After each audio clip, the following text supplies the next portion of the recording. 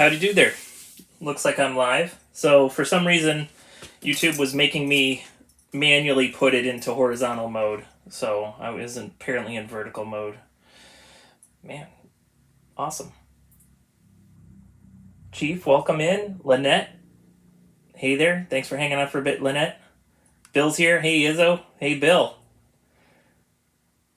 Lynette, yay. So had minor tragedy here. Minor tragedy here. So like a doofus, I was putting some whiskeys away from a tasting I did with some friends, and I had one of the bottom ones out and kind of I forgot about physics for a second, and I pulled open the top one, and the whole cabinet started falling. So I only had one casualty somehow. I was able to move quick enough. I lost a Knob Creek, and that's a little bit annoying because someone's calling me. I'll talk to them later. But yeah, so it's a little annoying because I picked this one up in Kentucky, but I could also get one the next time I'm driving down to Naples. But yeah, I managed, and on top I've got a Jack 10, I've got a barrel pick from a YouTuber, I got the barrel, I got some decently fancy stuff on top, so I managed to save everything except the Knob Creek, so you know what, I'll take that. I'll take that.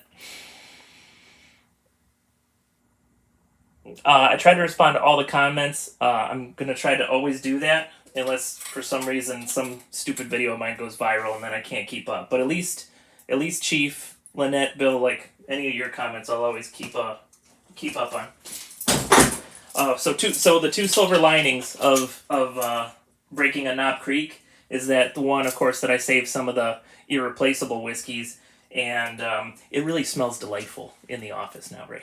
So, I was gonna do a bit of work, but we're just gonna hang out for a few minutes. I might change some lights, but I'm not gonna do a lot of work tonight. It's too late. The day got away from me. Let me go find a broom. I'll be right back.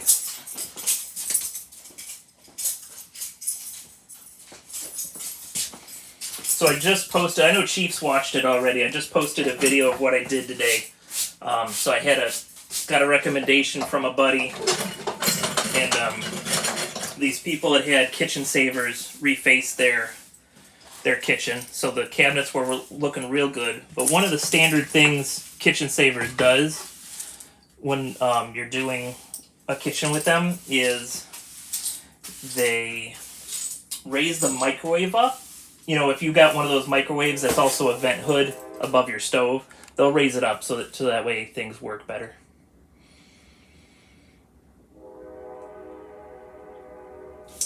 Yep. Don't be too sad. She's got like 18,000 followers or something like that. What was I going for? Oh, so fortunately for that customer, and I explained it in the video, they had extra tile from the original backsplash job, so I was able to cut out some of the tiles that were not going to work, and I was able to rebuild it, and it actually worked out pretty well. It took just a tiny bit longer than I had hoped, but still within the money that I quoted them, so it was not a bad thing. And that's always nice, just, the big jobs are fun, but just having a job that I can go and do the job and be done, that's got its advantages too. It smells great in here. It's not worth losing a $60 bottle of... Oh, you have a problem with the microwave vent? Oh, Kelsey's here. Hello, Kelsey. Awesome. I'm sure I can fix that for you. Or tell you how to tell Bill how to fix it. Just kidding, Bill. Hey, just for fun, we will, I'll go ahead and we'll do a behind the scenes. You guys can watch me record a neck pour for a Thirsty Thursday in the future.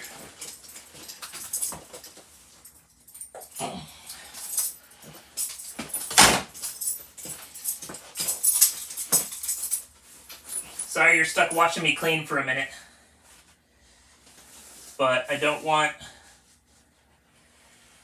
the glass and the booze to stay on the floor too long.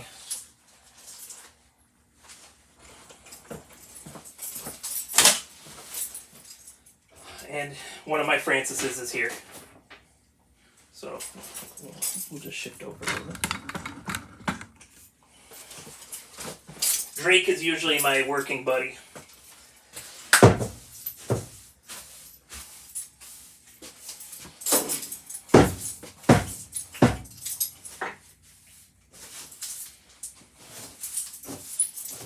So what I picked up today was a Penelope barrel strength, and I've been really enjoying the Penelopes.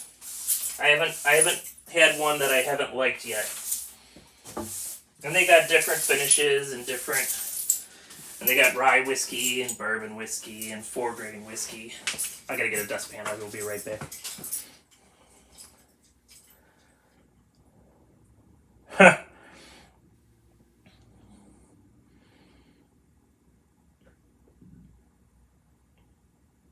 Awesome. I'll have to work on that musical.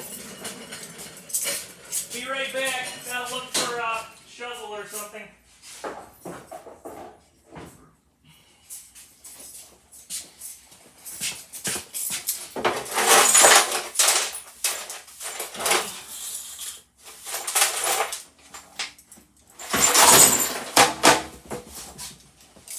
Okay, that sounded like the Law and Order thing.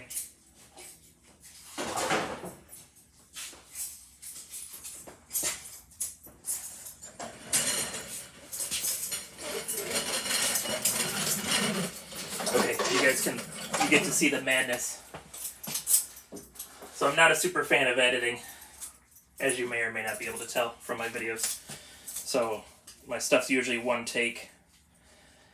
If I don't like it, I'll delete it and one take it again, but I have a decent enough gift of the gab that you usually don't have a problem recording stuff.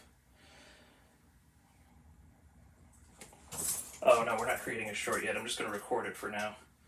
Because the neck pours get released later.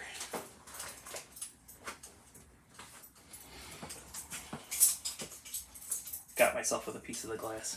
Should have wore gloves. What do we got? That would be moving. Especially elephants have such fabulous memories. Alright, so this is what I did. I'll talk to you about it. I'll talk to you guys about it before I do the little short. So Penelope, it's got the barrel strength. So barrel strength means they don't cut it when it comes out of the barrel. And the proof could be anything. It might go into the barrel in one proof and come out in another proof. And so this one's 116, which I do seem to tend to like 104 to 120. Seems to really hit my palate well. But this is Penelope. Did they do when they're doing their whiskeys? Unless it's specifically a rye whiskey. But a lot of them are 4-grain, so they put all 4 grains in there. So corn, rye, wheat, malted barley. Of course, they don't tell you the amounts. I'm sure that's proprietary. I'll read you the barrel or the bottle. Penelope Bourbon Barrel Strength pushes the boundaries of our signature 4-grain balanced flavor profile. This batch was blended from 3 bourbon mash bills that are aged a minimum of 4 years in new American oak barrels. Each barrel was carefully hand-selected and blended into a single batch to create this unique offering. Another thing they put on here is non-chill filtered. So some companies will filter their stuff like through a carbon filter, or do it through some sort of cold filter. So some people, I'd have to sit down. I'd probably have to do like a blind flight of a bunch of stuff to figure out if it made a difference to me. I've never noticed a difference between chill filtered, non-chill filtered. I do seem to enjoy stuff that's not filtered. I like all the tastes. I want all the tastes as we go.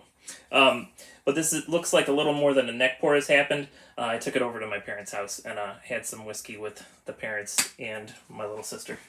So it's sort of a neck pour, but it's not a neck pour. I don't know if anyone saw my short last week, the week before, I don't remember, where I found out that I seem to enjoy a rocks glass more than a Glencairn after investing in a mess load of Glencairns. So I haven't decided what I'm going to do with that information yet. They've seen my videos, so I should probably tell them about their internet grandson. I'll work on that, Chief. All right. So you get to see the magic.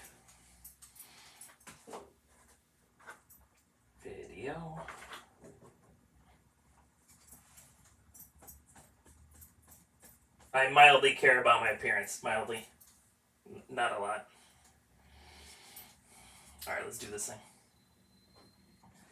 Hey there, welcome to Izzo's Place. Thirsty Thursday neck pours. How you doing today? Well, I finally found a Penelope Barrel Strength. Got it at retail. I imagine it's not super hard to find. But, so if you see it, well, so I'm admitting that I already tried this. So if you see it, it's a good pour. Barrel strength, it's 116 proof. It's got a real nice aroma. It's not super big, like punching in the face, but it's just nice. Got baking spices. Got cherry and vanilla.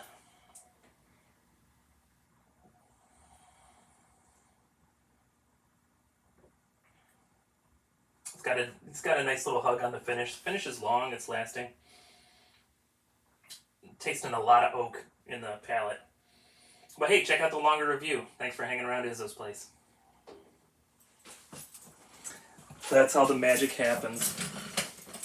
I don't know. I am enjoying it. I don't really want the alcohol to completely take over this channel, but at the same time, it's so easy to do. That's kind of why I try to limit it to Thirsty Thursdays. In addition to just having fun saying Thirsty Thursday, I try to limit it. Oh, so I don't have much to show you, but I'm gonna make a video out of it eventually.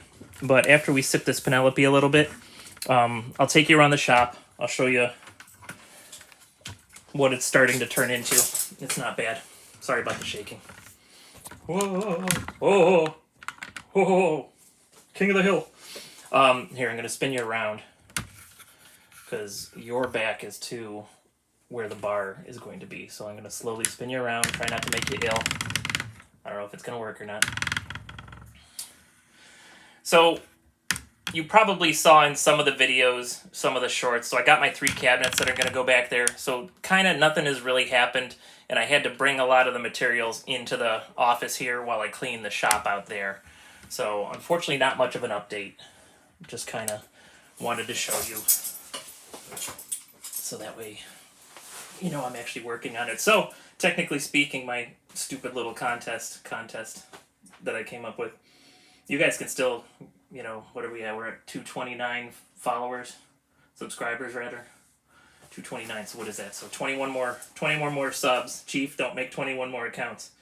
21 more subs and then I owe some merch. But those of you here with me tonight, I'll tell you a little secret. Once I get the bar done, once we get to 250, regardless of whether you regardless of whether I get to 250 before or after the bar is done, I'm gonna make some merch and give it to you guys. Oh, thanks, Chief. You're a good-looking dude. You don't need my looks. Just have fun with yours. Izzo's Place Collector's Edition box set. You're the only one buying that. Flynn's Arcade. It had to. I should probably watch both of those movies again and go slowly through it and see what games they have. So we're gonna sip this Penelope. Then we're gonna tour the shop, and I'll show you how far I've gotten with the cleaning process. I don't know if I put it on Discord or in any videos. So I'm a bit of a hoarder, runs in my family, and I save a lot of stuff. So, you know, I had old pieces of wood. I'd save like every decent sized scrap, and like for a hoarder, a decent sized scrap could be like this big. So I had plywood and wood and pieces of moldings all over the place. I had like fixtures that came out of jobs, sinks, a whole mess of stuff. And some of it's getting scrapped, but I ended up throwing away literally a ton of garbage 2 weeks ago. I took 2 loads to the dump in my super big van on for a total of 2,100 pounds. So literally a ton of stuff left the shop. And as a hoarder, it's hard to let go of things, but it was at the same time a good feeling. So I hated it, but I loved it. And so the fellow that I sublet part of the shop off to, Overholt Heating and Cooling, his guys helped me. We took a week. They weren't with me the whole week, but I took the whole week, I think. I got most of that week. I think I had something something I had to work on a little bit, but most of the week I was here cleaning and organizing. And we got pretty far. And we got, my main goal was to get, thank you, Lynette, I appreciate that so much. It is hard to let stuff go sometimes.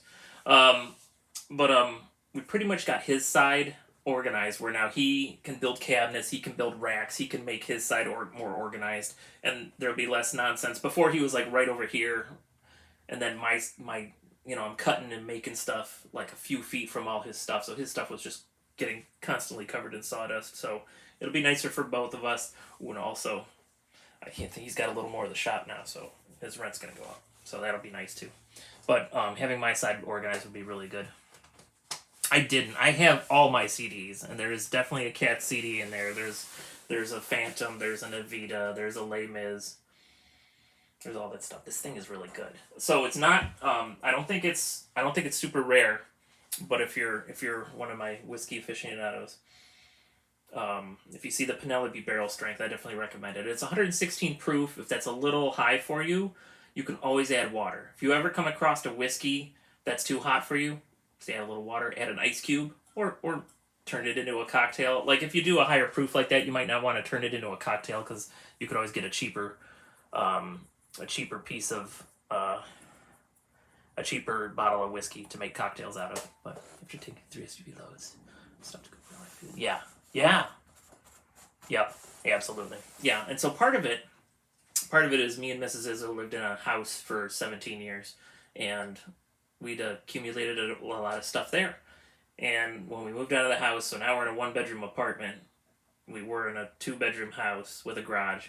Now we're in a 1-bedroom apartment. We still technically have a garage, but it's like just big enough for her car. There's like not a lot more room in that garage. Although I've managed to squeak in some shelving to make it a little more useful. But yeah, so part of our life came here to the shop. So you got me hoarding shop stuff anyway. And then I've got my comic book collection sitting over there. I've got half of the stuff from our house sitting here. So with our work situation, our work/living situation, there's going to be a need for the other half of that stuff. But so I've been just trying to find places to stash it until we need it down the road. But it's been pretty interesting. Definitely interesting. What else were we talking about? 6 people here, 3 likes. Welcome, people. And if you're ninja watching, welcome. You don't have to be in the chat, but if you're in the chat, that would be great. I have so many neck pores, like, stashed on my phone. So I might have to. Kenny H, way! Sexy Kenny's in the chat. That's awesome. That's an inside joke for the ABC crew. Not that I'm saying he's not sexy, but I'm just saying. For those of you that don't know Kenny H, now you know. Now you know his nickname.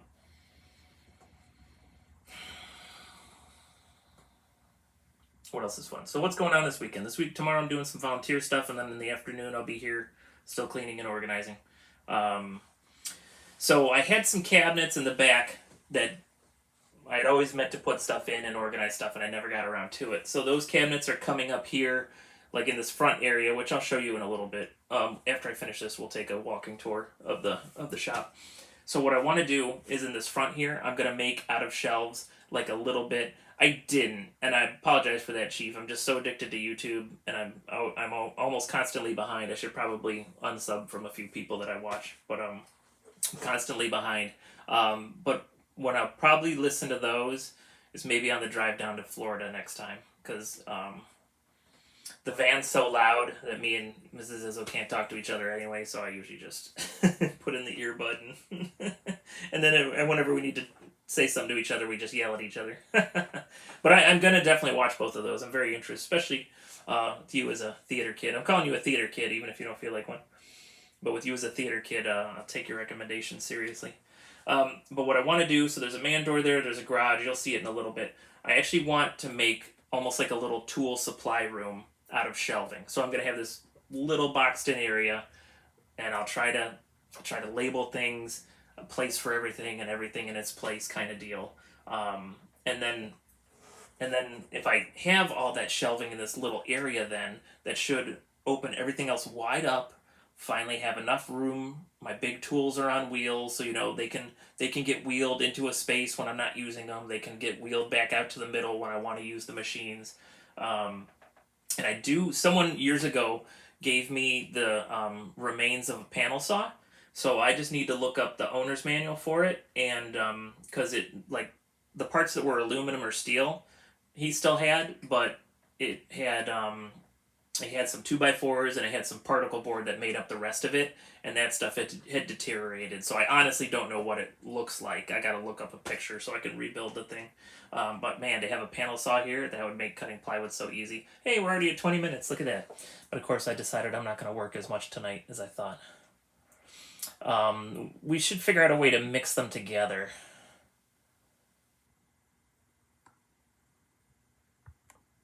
Oh yeah, you're just always pushing the buttons, Chief. It's funny. Just try not to push the buttons too hard, I guess. We should mix the we should mix Cats and Phantom for you, Chief. But yeah, if I can get it where all the small tools, like the hand tools, all the supplies, screws, um, what other supplies do I have? Screw. Just I can't think of the supplies right now. But like all the supplies, screws, biscuits, glue. If I can get all that stuff in one spot, that opens up so much room. And I've got it, and I'll show you in a little bit. Like I said, I'll show you. We're doing this right now. Oh, only 4 viewers now. Where'd 3 of you go?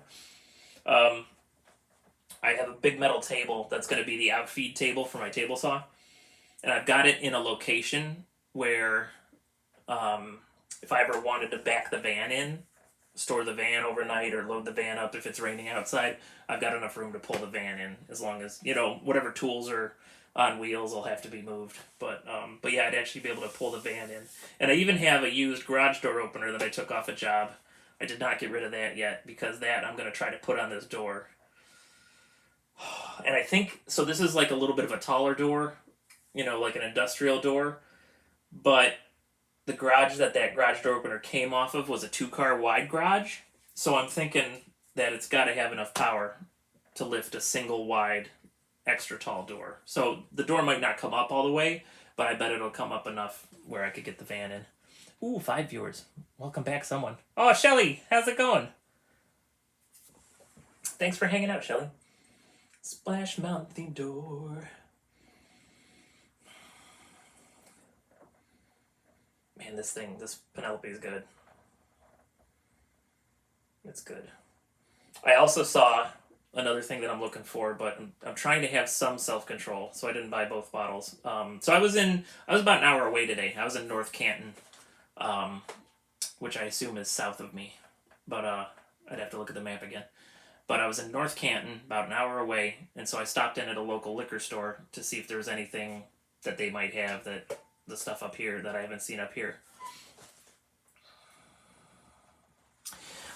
There will be some.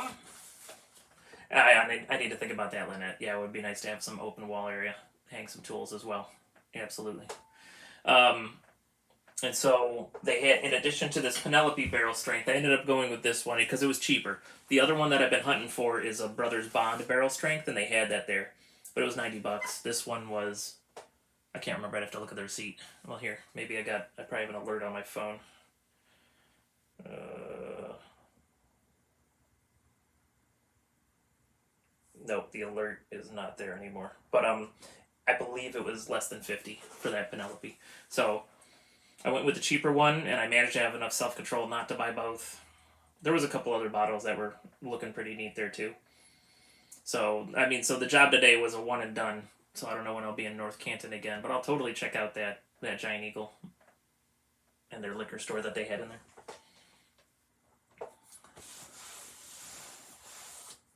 Hey, I think, you know what? We're gonna make. Ooh, so there's different levels of moderators. Can manage blocked words and change chat modes in live or standard. Well, we'll just, till I know what the managing moderator is, we'll just do that. And don't be offended, Chief.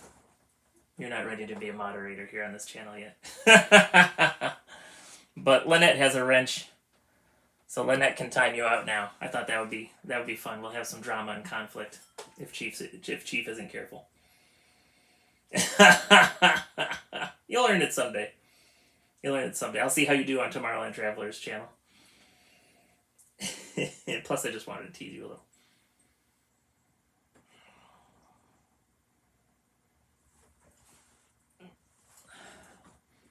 She's got a wrench. It'll give you new energy, Lynette. That's alright. We won't be here super long. He says, but he's planning on another drink after a tour. Well, it depends. Like when the weirdos show up in Pete's chat, it is kind of fun deleting people. That one guy was real bad. He was setting up a new YouTube channel every 3 minutes. And me and John Thorne were just shutting him down. He'd get one comment in and boom, gone. That was a fun day. But it's sad that we have to do that. Well, and just between you guys here, I don't know. I didn't want to say anything on the chat. I wonder if that Hope Bianca, I wonder if she's a troll and like just asking him to do the announcement.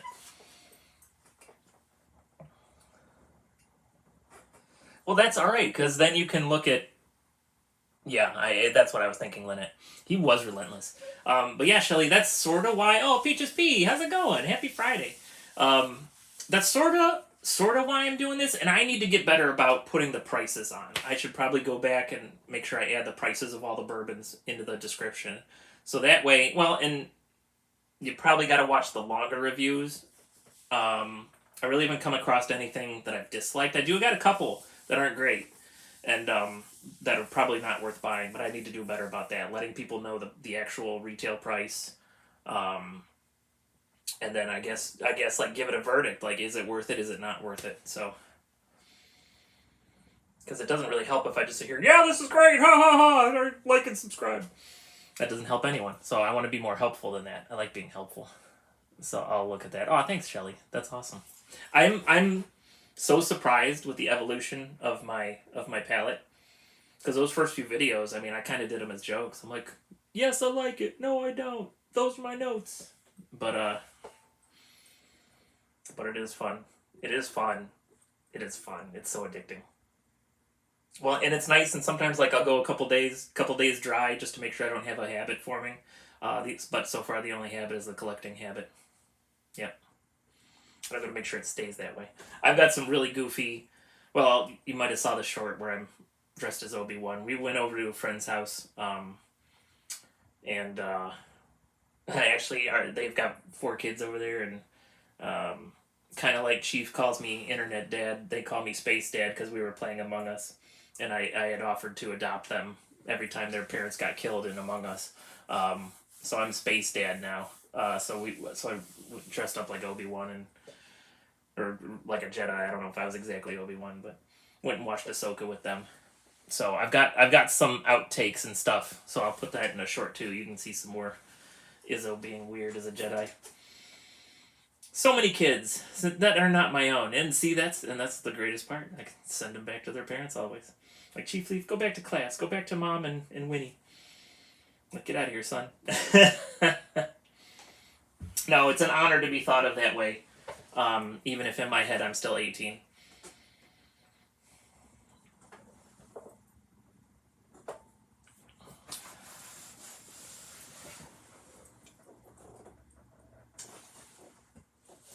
Oh, I'm sorry to hear that. But we all have some sort of daddy issues, don't we?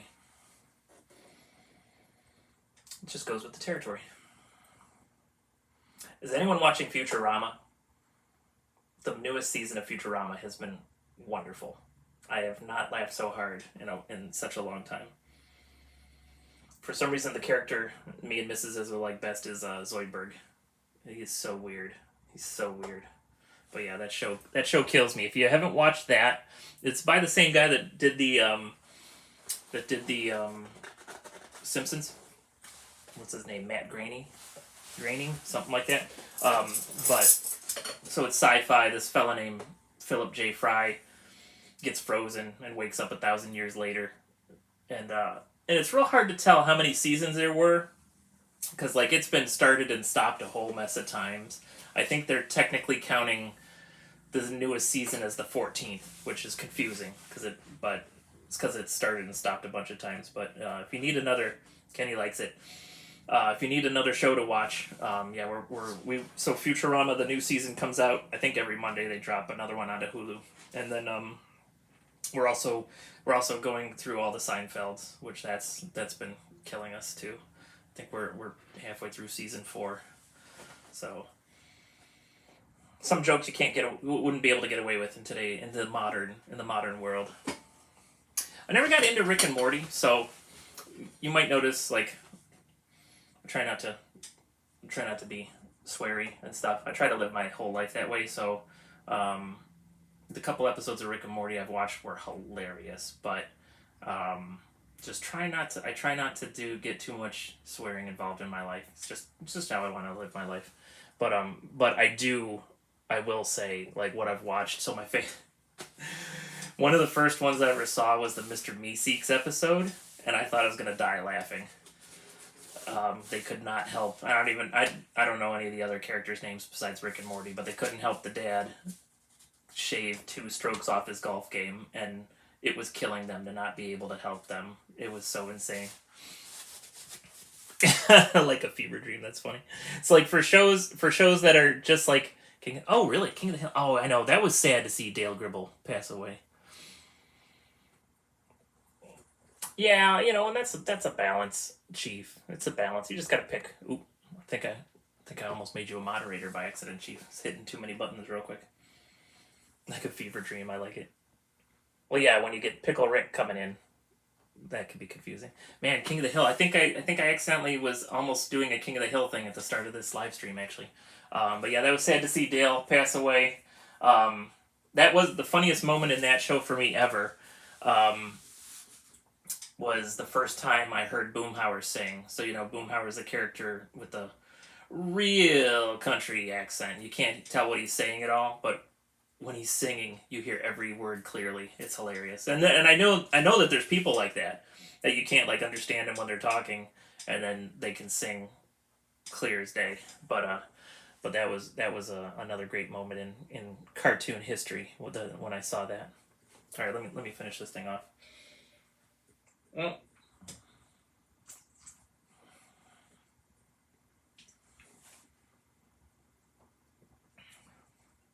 That's tasty. That's tasty, and that's pretty reasonably priced. Who was it? Was it Shelly or Peaches? I can't remember. I apologize. Whichever of you said you wanted to try new stuff, but you're afraid to buy. Like, the Penelope stuff is pretty. It was Shelly. The Penelope stuff is all... I haven't had one that I haven't liked. Not into cartoons. Only Disney cartoons. Adam, how's it going? Yeah, Adam, so much for 15 to 20 minutes. I'm still going. 33 minutes in. Welcome, Adam. I saw you dropped a new video. I gotta watch that thing.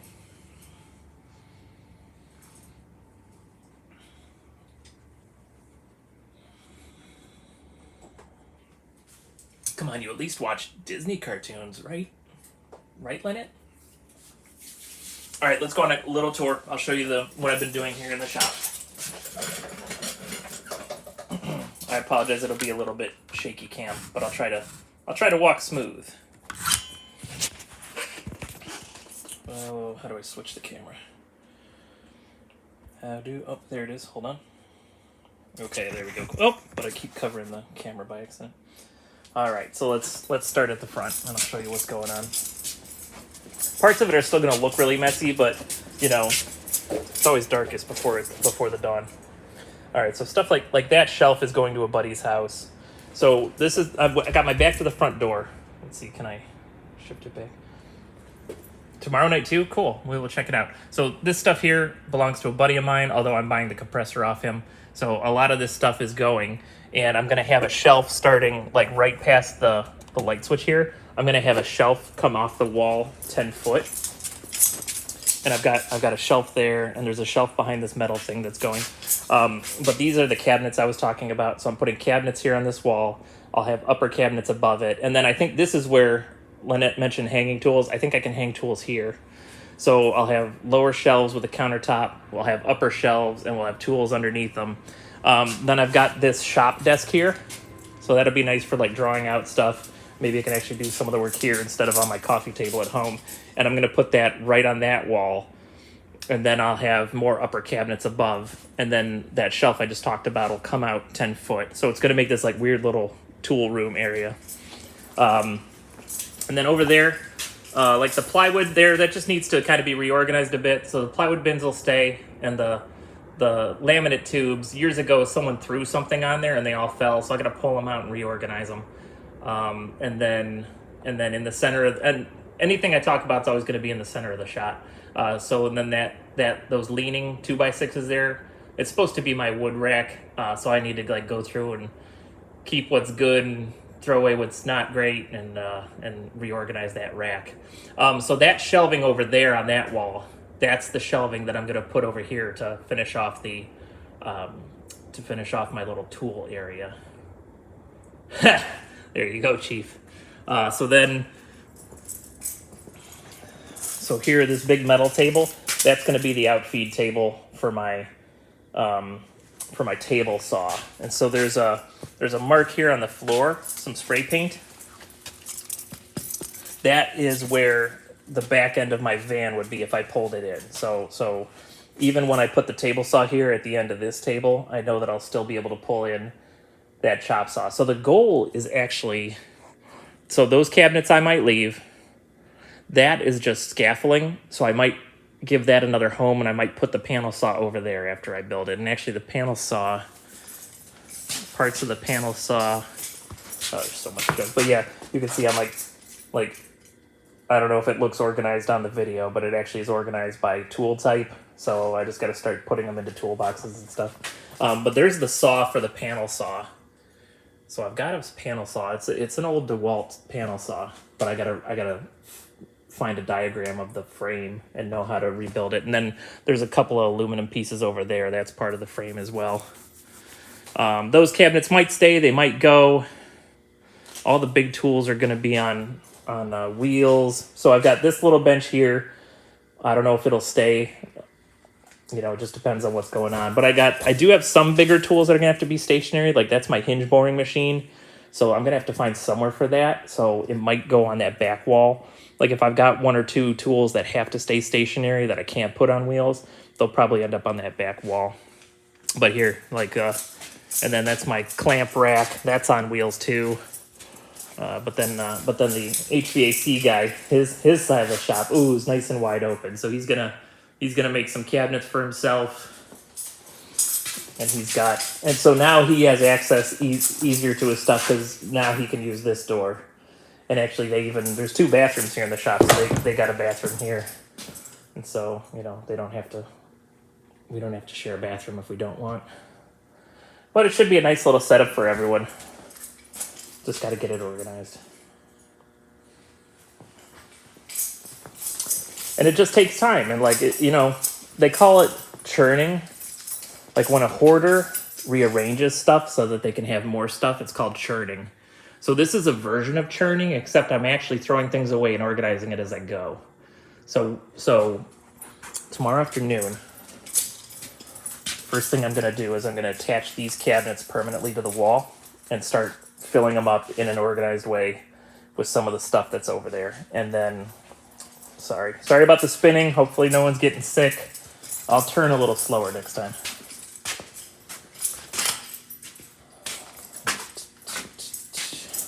Oh, thanks, Lynette. 7 likes, woo! 7.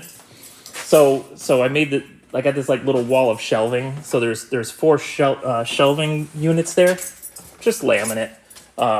So those are what's going to go on the wall. Actually, they're sitting on the ground now, but they'll go up on the wall, and then we'll hang tools underneath them. Now these nice cabinets here, I actually have to talk to an aunt. Before COVID, an aunt of mine, I was supposed to be redoing her master bathroom. I'd already done her guest bath. Those are her cabinets. They've been sitting here forever. So I need to make sure that I get in touch with her and make sure she's still alive and healthy, and then see if she wants to finish up the work. Oops. Boy, I keep almost tapping on you, Chief. You're going to be an accidental moderator before you know it. But of course, then I'll just delete you anyway. Just kidding. All right, let's go ahead and sit down. You can stop worrying about the shaky cam. just got a text, so we'll see what's going on. Make sure no one needs me. All right, this won't be fun for anyone. Putting you back on the. Oh, it wasn't as bad as I thought. Boom.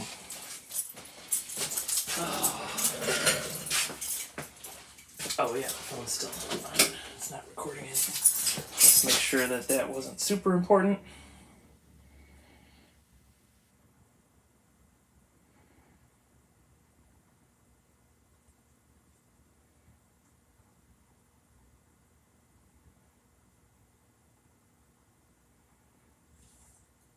Okay. So, in an effort to control the alcohol content of the stream, or of the channel, so I got the Thirsty Thursdays. I already talked to you about that.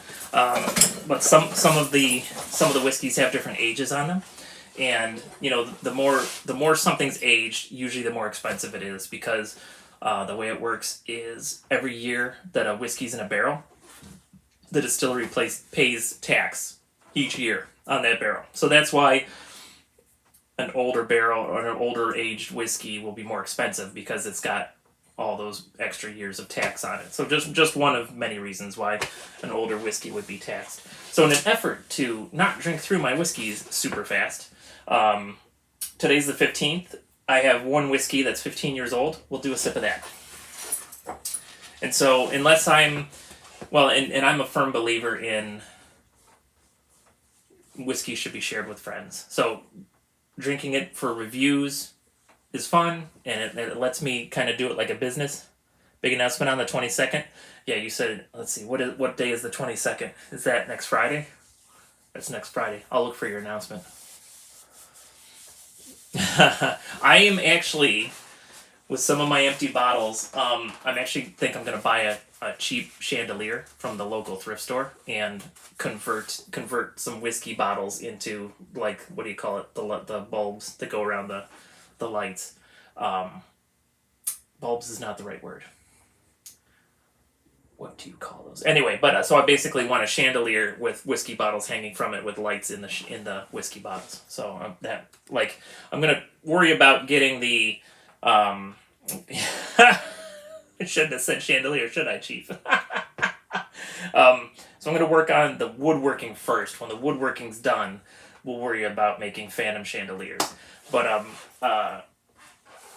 yeah, so I can't remember why I went on that tangent. But that's just one of many plans. So I'm gonna grab a Calumet 15. Oops, sorry, buddy. Almost knocked him off.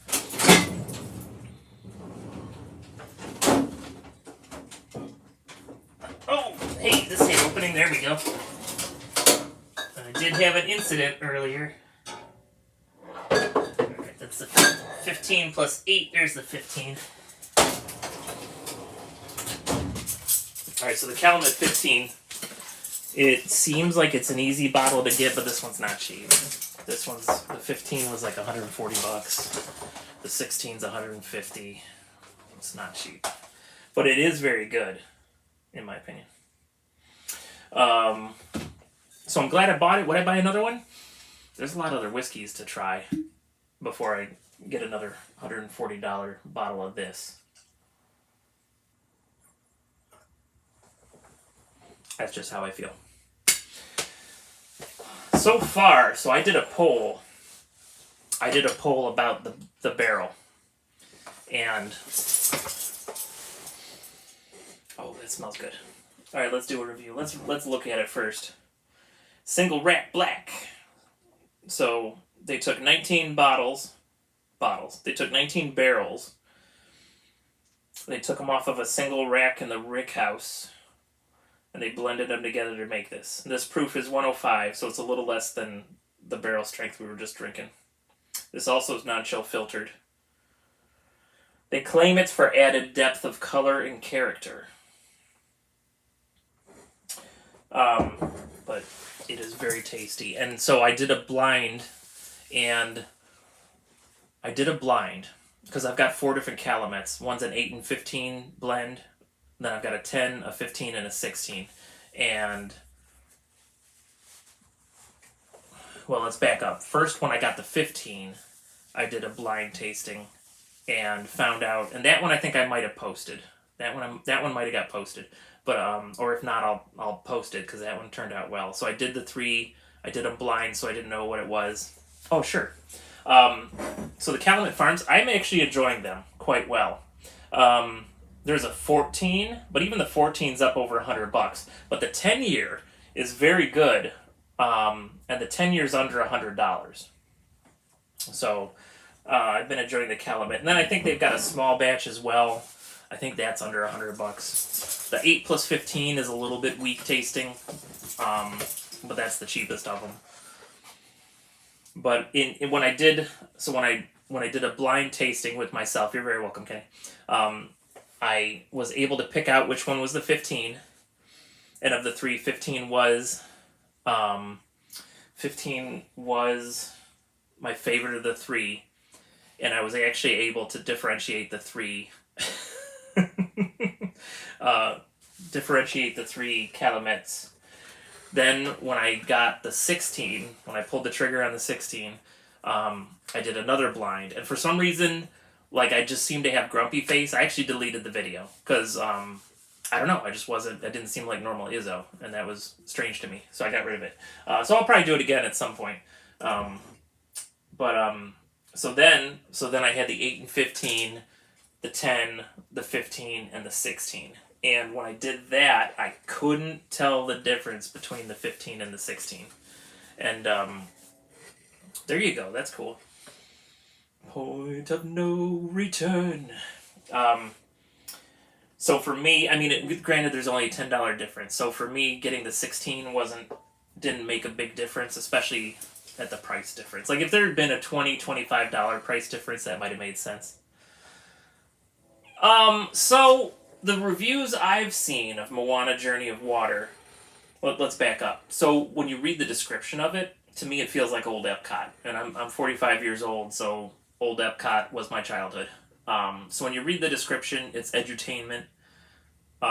It sounds like something right up my alley. But when I was looking at pictures of it, I thought it seemed cheap and cheesy. But I've seen three reviewers go through, people that I relatively trust their opinion, and all three have said it's very good. So I'm looking forward to walking through it.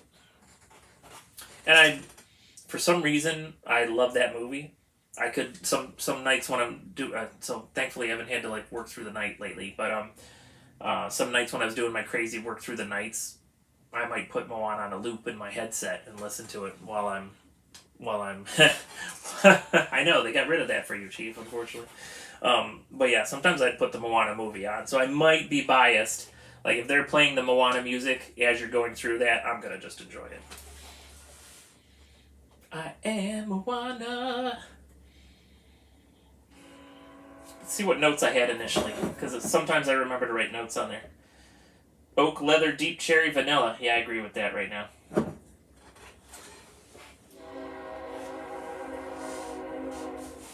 That is a great idea. And plus, I probably need to go through to all the reviews I've done so far and make sure I put in the description, make sure I put the price in, so that way people know, like, sure, Izzo thinks it's good, but how much does it cost?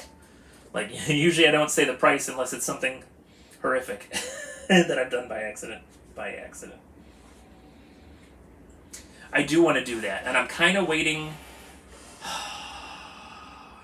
So I actually would like to. I'm trying to talk a buddy of mine into starting a bourbon-only channel. And I've already got the channel active. Not active. I've already got it though, so that way I could tell you guys the name and you can't steal it because I've already stolen it. So if we do it, it's going to be called Toasted in Oak. So give me your opinion on that. But I don't want to do that until the bar here is ready. And then if I do that, our schedules, me and the fella, you've seen him on some of my reviews actually, Devin, and very infrequently on the reviews. He's on the corn whiskey review, and he did a barrel update for me once. What's Carrot? What is he doing? Oh, yeah, Chief's acting up, of course. And so what I do want to do, and I had made a poll once. I talked about doing like a March Madness because I have more than enough bottles to do that. but I don't know if I'm qualified to like rank them and good boy, son.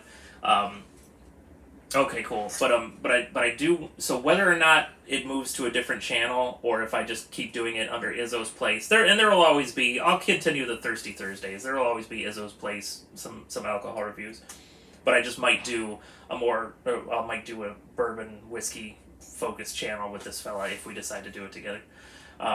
Give me your opinion on that channel name, Toasted in Oak, and um, but I do want to do things like that. I want to go through and rank all the stuff that I've bought and figure out which ones I like the best. But that's a great idea, Shelly. That's like a variant of that idea. Yeah, like get some value, like let you know, or maybe even do the top five. So one of the channels I watch is doing that right now. Do the tongue of toast. Um, right now, a channel that I watch is doing top five of different price ranges. So they did like a $20 to $30 price or 30 and under price range, and then 30 to 40. So they're going through doing it all now.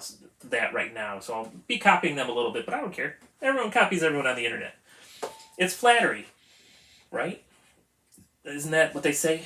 Flattery is the most sincere form of something. I don't remember what the phrase is, but you know what I'm talking about. But no, that is a good idea. And yeah, like, because I'm obsessed, and that's not good for everyone. I'm in a position in my life. I've decided. I don't know if I said this on a video yet. The bourbon is my midlife crisis. I have a motorcycle that I don't ever drive. I don't want a sports car, so bourbon is my midlife crisis. So, and I'm sneaky about it. And since I do reviews online, and YouTube is my advertising budget, so I write off all the stuff I buy. You're welcome to tell her about it. Crazy. Yes, isn't that interesting with the Blantons? And I've seen a lot of that, and that was my first shocking introduction to the fact that single barrels. Oh, Lynette, thanks for being here. Thank you so much. There won't be much for you to watch later. I'm sure we'll be out of here soon because I should probably go home. What time is it? 9:08. Yeah, I should probably get to bed for a while. It's impossible to find. Yep, it's 200 a bottle. Yep. And the crazy thing with Blanton's, so Blanton's is a single barrel product, and so I managed to be at Buffalo Trace on a Blanton's day. So I was able to buy one. I had the wife buy another one, so I got two Blantons at retail price, which I think is like $63 right now, and and I got them, and I was real excited. I was very fresh in my bourbon journey, and so when I got home, cracked one open, and it was the most amazing thing I'd ever tasted, and so I'm like, well, I have two. This is wonderful. So I kind of burnt through one and shared it with friends and drank it like maybe a little more freely than I would have. And so I got through that first bottle, and I thought like, okay, I got one more bottle. This one I drink slow. I like this. So I crack it open. It did not taste as good, and it came from a different barrel. It was still good, but it didn't taste as good as that first bottle. And so I'll have to remind it. I've got a friend that's been into bourbon since the '80s, and I know he's got connections and hookups, and I've never bugged him for anything. But he did mention once that he might be able to find me bottles from that specific barrel. So I'll have to bug him again and see if he's able to look for that particular barrel for me. But so yeah, that first one was amazing. The second one that I tried that I had bought, honestly didn't taste as good as Eagle Rare, and I really like Eagle Rare. Eagle Rare is good, but it didn't taste as good as the Eagle Rare. It was crazy. And then since then, I've gotten one more bottle. Um, Kenny, if you ever end up in Michigan, Michigan seems to be a little bit of a free for all. I did find a bottle for $100 in Michigan of Bland's, and that seemed worth it to me, so I went ahead and bought it. But yeah, you're right. Yeah, 150, 200. That's usually what they're going for. Where's it going with this story? But yeah, single barrel. So it's crazy. So single barrels and small batches. So if you ever are, if you ever trying something like just from the local liquor store, like something that's easy to get, but it's like a single barrel or it's a small batch. If you try something and it's amazing. And you know, as long as it's not super expensive, my recommendation is go back to that same liquor store as soon as you can and buy and get more. Um, so that way, hopefully, you're getting that same barrel or you're getting that same batch, and it'll taste the same. So I don't know, it's just a little trick, and one of the YouTubers I follow mentioned that as well. Yeah, so if you have something you taste and it's amazing, like try to go back quickly to that same store because it might be that same run of whiskey and stuff like that. So it sounds like, Kenny, I know you don't have the best time in Texas getting stuff. So I haven't done any research on Texas yet. Because like Ohio controls it pretty strongly. Ohio doesn't really have a secondary market. If you find something, you're buying it at retail. But it's just so stinking hard to find anything. I mean, people line up here and buy it practically as it comes off the delivery truck. So when you do come across something in Ohio, you're paying retail, which is super cool. In Michigan, they kind of are looser with it. I saw Eagle Rare anywhere from $60 to $100, you know, in when I was up in Michigan. And in Michigan, I got one bottle of Jack Daniel's 10 at retail, but another guy tried to sell me one at $300. So Michigan's crazy. I don't know, but I am going to have to. I have to go to Izzo's Illegal Burritos at some point. That was in Louisiana, right? October 4th. I got Epicness coming. Ooh, Knott's Hotel Room Tour. That'll be cool. That's cool, Adam. I look forward to that. That's great. Um, and then Florida, apparently. Oh, okay. Line up overnight to get it. Okay, yeah. Yeah, it's interesting. And it sounds like Florida's like the Wild West, too. Um, the one guy I was the one guy I was talking to when I was talking too much and ended up buying a really expensive bottle of bourbon by accident. Um, oh, hi, Silicone Dave. Oh, it's been a busy, rough summer. I'm so sorry. Yeah, I haven't even checked if you have gotten any shorts. I haven't seen your shorts pop up, Silicone. So I'm gonna go to your channel and see if I got some stuff that I missed. I'm sorry. It's been a busy, rough summer. I hope it gets better. Speaking of in Louisiana, are you in Louisiana, Silicone Dave? But yeah, I'll eventually have to make the pilgrimage to Izzo's Illegal Burritos. I believe there's 13 to 15 locations. I can't remember. You can see it on the website though. But yeah, Florida seemed like even the oh good. Now we're doing that a really blank. That's what I was waiting on. Right. Yeah. Yep. Absolutely. I agree with that, Kenny. Do you know I still have not gone to a Popeyes? I'll make sure I do next time I'm heading to Naples because we always pass them. And I've been hitting some Buc-ee's finally. Buc-ee's is weird. First time I went in, it was almost stressful. It was so flashy and full of people. Yeah, this Calumet 15 is good. But I don't know if it's $140 good. I'll have to go check how much the 10 was. If there's a 12, I feel like a 12 would be right around $100. I don't know if they make a 12. I know they make a 14, but the 14's $130. It's barely less than the 15.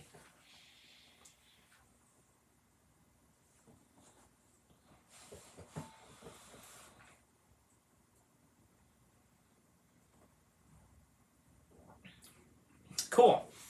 Yeah, I think Chief Leaf is the one that found illegal burritos. I think you found him on YouTube. Like, found some commercials from the 90s for Izzo's Illegal Burritos. So I definitely have to do that. Well, and now that I know Silicone Dave's there, whenever I make the pilgrimage to Izzo's Illegal Burritos, I'll have to let Silicone Dave know.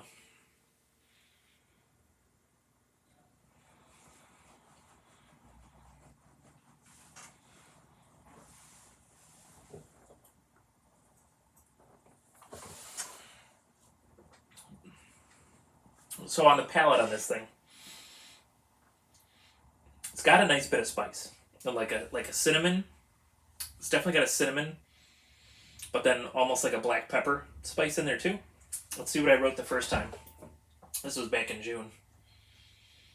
Oak, cinnamon, and spice. So at the time, I wasn't sure what the spice was. Now it tastes like black pepper to me. So black pepper, cinnamon, and oak.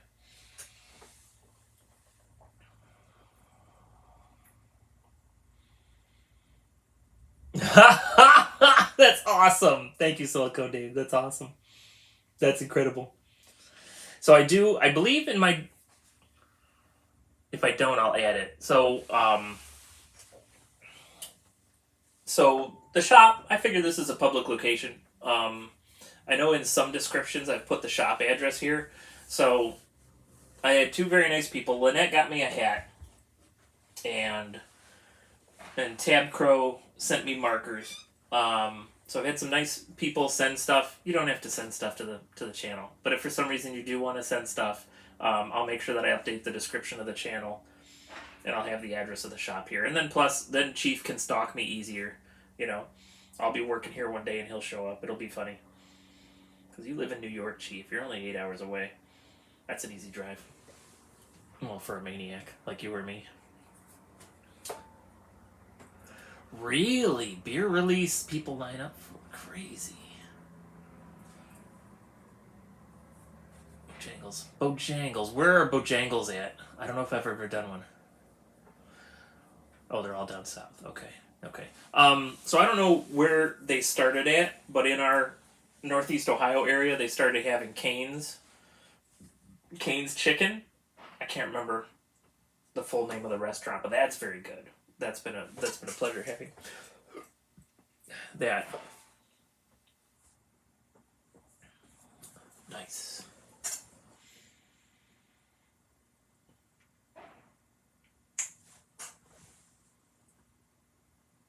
Yeah, it's very. I've been enjoying it very much. Raising Cane's. Thank you, Kenny. I assume maybe it's from Texas then, since he knows. Nah, I don't know where it's from. Man, I forgot how good the Calumet Farms is. Oh, okay, cool, awesome. So for Kenny, Raising Cane's. Oh, from Baton Rouge. Oh, interesting. Oh, that's funny. That's funny. Garbage compared to what it used to be. Man, and it's pretty decent garbage. Can't imagine what it used to taste like, though. Isn't that true of everything, though? Isn't that true of everything? I've even noticed, like, in every industry, you know, just comparing the plywood to the plywood I used to get, the veneers on the plywood are thinner, the stuff inside. So plywood is kind of, in a way, like the sausage of the wood world. Where, you know, a sausage, I mean, it's going to have some beef or pork, but it's also, you know, it's got filler material in there. And so the plywoods are kind of the same. I've come across string in plywood before. I've come across bits of metal. Like, you got to be careful when you're cutting plywood. There you go, silicone. Yep. Well, now, but Chief, now we're going to be disappointed because we're eating the garbage canes. We'll have to get a recommendation. Maybe there's one in the Baton Rouge areas that's still doing it right. We'll find the original one. Yeah, Lumberquad. Well, and yeah, like you go to Home Depot or Lowe's or Menards, and the 2x4s are never straight. You gotta like spend forever finding straight 2x4s, and it's crazy out there, kids. It's crazy. This thing is really good. I don't. I'll have to think about it. That would be another fun series. Is as they empty bottles, talking about whether or not I'm going to replace them. That would be another fun series to do. Oh, we're over an hour. Thanks for hanging out. We got 9 likes. We got 6 people watching. It's pretty good for this channel.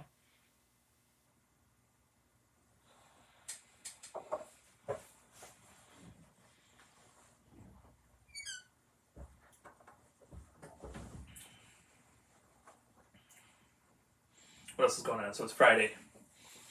Sunday we're having some friends from our congregation over for dinner. That'll be nice. So Sunday I won't work. It's just a day where I won't work.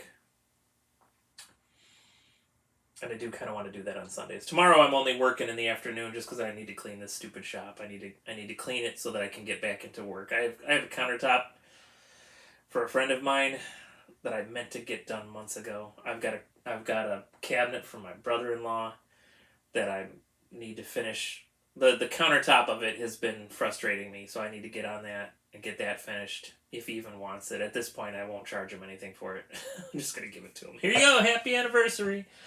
But yeah, I gotta get this shop back in place. Carlsbad. Cool.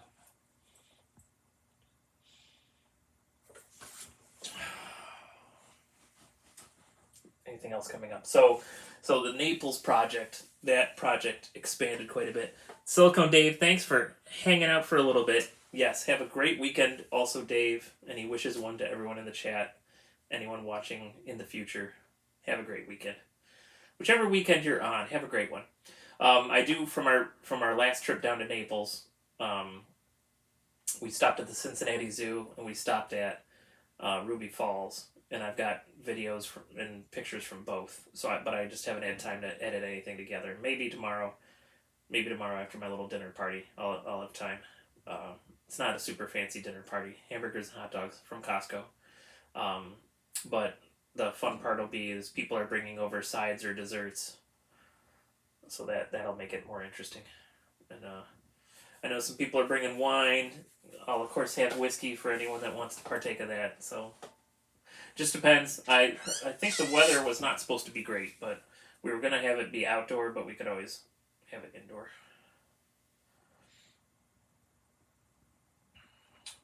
What is the weather like tomorrow in Cleveland? Today was nice, 70s, sunny. So tomorrow we got 40% chance of rain. 76 is the low, 90 is the high. Sunday, 40% chance of rain. 77 is the low, 90 is the high. So chance of rain, but we'll see. Let's look at Sunday.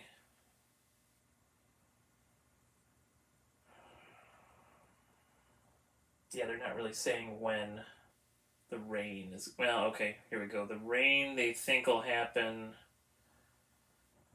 3 o'clock, 4 o'clock. So by the time our dinner party has, it may be clear. That would be nice.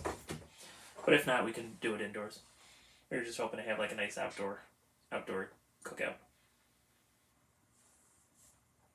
At some point, I started talking about this, and I had a poll, and there were 6 votes, and there were 2 votes for 3 of the items. One of the items was the joke item. I usually put a joke thing in. Man, phone is blowing up. Oh, all right, cool. I'll almost always put a joke in the poll. So the joke in this one was, do you ever work or just drink whiskey? So 2 people selected that. So I'll have to do some work at some point to prove that I work and not just do whiskey. And then, but the other 2 that were tied was keep the barrel going, and then the other one was bottle it, because it is got like it's kind of getting a nice apple taste finally, where I could see putting it in some apple cider or drinking it with the apple cider. I am sorry, Shelly, that was from a few days ago, but you can go throw your I don't know how you find that stuff. I guess you go to my channel page, you look at community, and you can scroll through the posts to find that poll. So what I'm thinking of doing, so we're at the equivalent of 2.5 years from when I initially put 2 whiskeys into that barrel. So what I was thinking of doing, so that way we kind of do both things that tied, is we're going to leave this until it's been 3 years, because it is getting really oaky. I kind of would like to get it out of there before it just turns into just like a sip of oak. So I think we're going to pull that out of there, and we'll bottle it in some small bottles, and maybe I'll give it away to some people. But you'll have to send me a picture of your driver's license. I can't send it to you unless you're over 21. And then they said bottle it and then reuse the barrel. So I'll have to pick something to put into the barrel. And the note of apple was so strong that whatever goes in there is probably going to pick up some of that apple. So I'm going to have to think about what I want to add apple to and then figure it out. And it might even just be as simple as, I've got those 2 giant Buffalo Traces up there. Maybe I'll just toss a 1.75 liter in Buffalo Trace. That's funny. She doesn't like them. She doesn't like that you're faking up a bunch of accounts, or she doesn't like the interesting and diabolical names that you select. And don't get your hopes up too much with that YouTuber. She's married. And she's in California. So don't get your hopes up too high. Just being real for you, Chief. Just being real. I don't want to bust your dreams, but just being real. 21 likes. You're hilarious, Chief. I don't mind your alternate accounts. That's fine. I've got like 6 or 7. One's a joke, and the other ones are various things I had started up over the last 10 years and just never followed through. So sometimes if Pete's likes are lacking, I'll go through and like him on a bunch of alternative accounts. But I've kind of just gotten where I'm doing the one.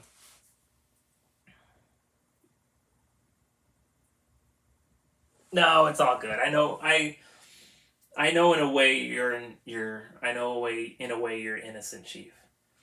Innocent of heart. You're a dreamer. You got stars in your eyes, boy. I was there. In some ways, I'm still there.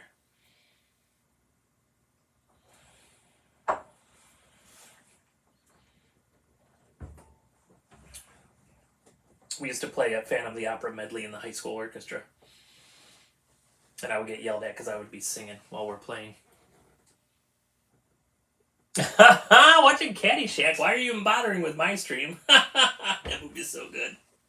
It's a Cinderella story. So I was caddy to the Dalai Lama, and I said, "What about the tip?" He's like, "Well, there will be no money in it for you, but on your deathbed, you'll receive total consciousness."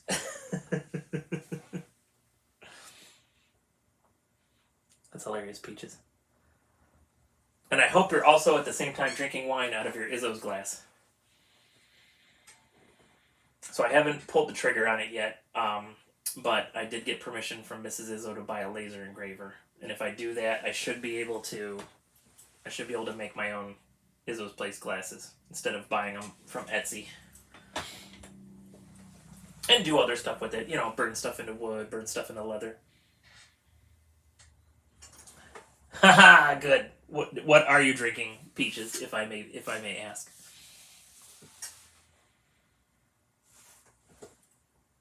I never did do that song, Pete. Pete, you're not Pete, Chief. I'll have to make sure I do that song on karaoke. I'll give you a taste of it.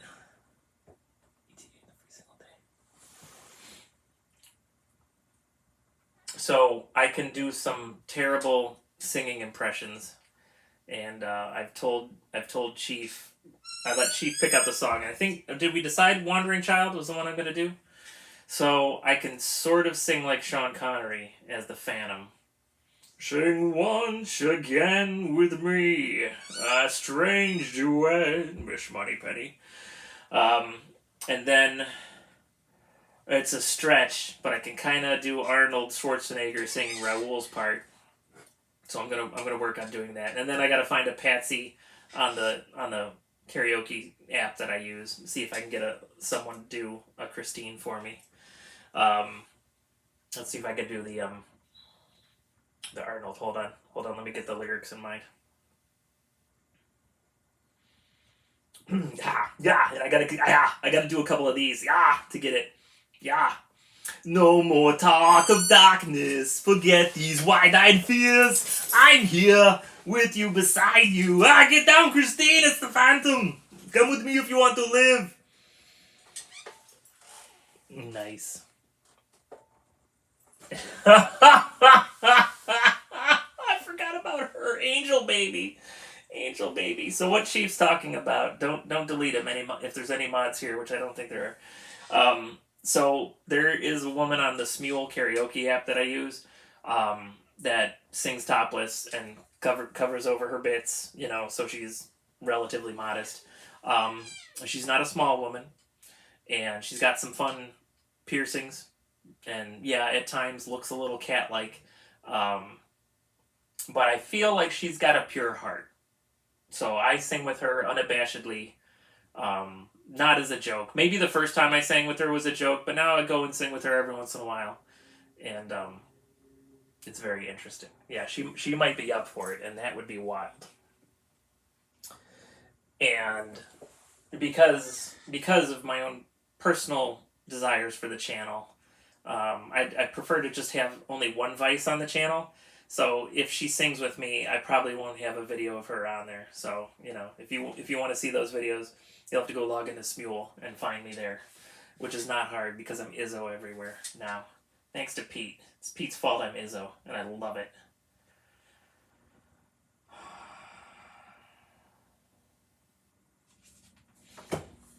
Oops, I missed something. Coco, do you know still have never seen Coco. There's some Disney stuff that just for some reason it's never hit my radar. I haven't seen Coco, I haven't seen Encanto, I haven't seen Soul.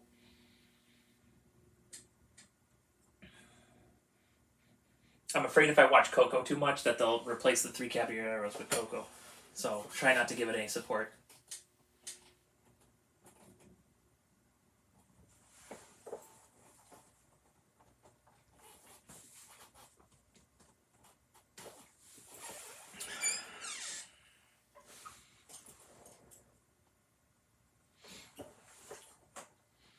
I don't remember when they put the Three Caballeros in there. Chief, did you ever get to do the old Rio de Tiempo? The River of Time.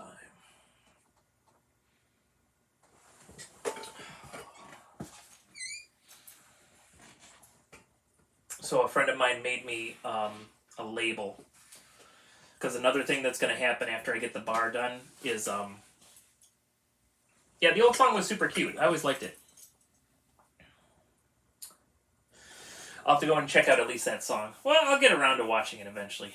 I'm just, so I'm not super into... So I'm a weirdo. I have lines that I've drawn. Certain magic I won't watch. Voodoo creeps me out, so I won't watch Princess and the Frog. No offense to anyone whose religion is voodoo. I apologize for my offense. It's just, I don't know, for some reason weirds me out. So I'm not watching Princess and the Frog. Coco, The Day of the Dead, it's not my culture. Not interested. That's just how I roll. I'm Izzo. Do what I want. Or don't do what I don't want.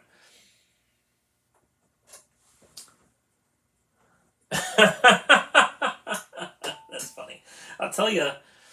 Are you watching Ahsoka, Chief? Because the girl that plays Sabine is half Chinese, half Italian, and is very good looking. Little Mermaid. I will probably get around to watching that live action eventually. I need to see the hot mess that Awkwafina is as Scuttle. I need to see the train wreck of the Scuttlebutt.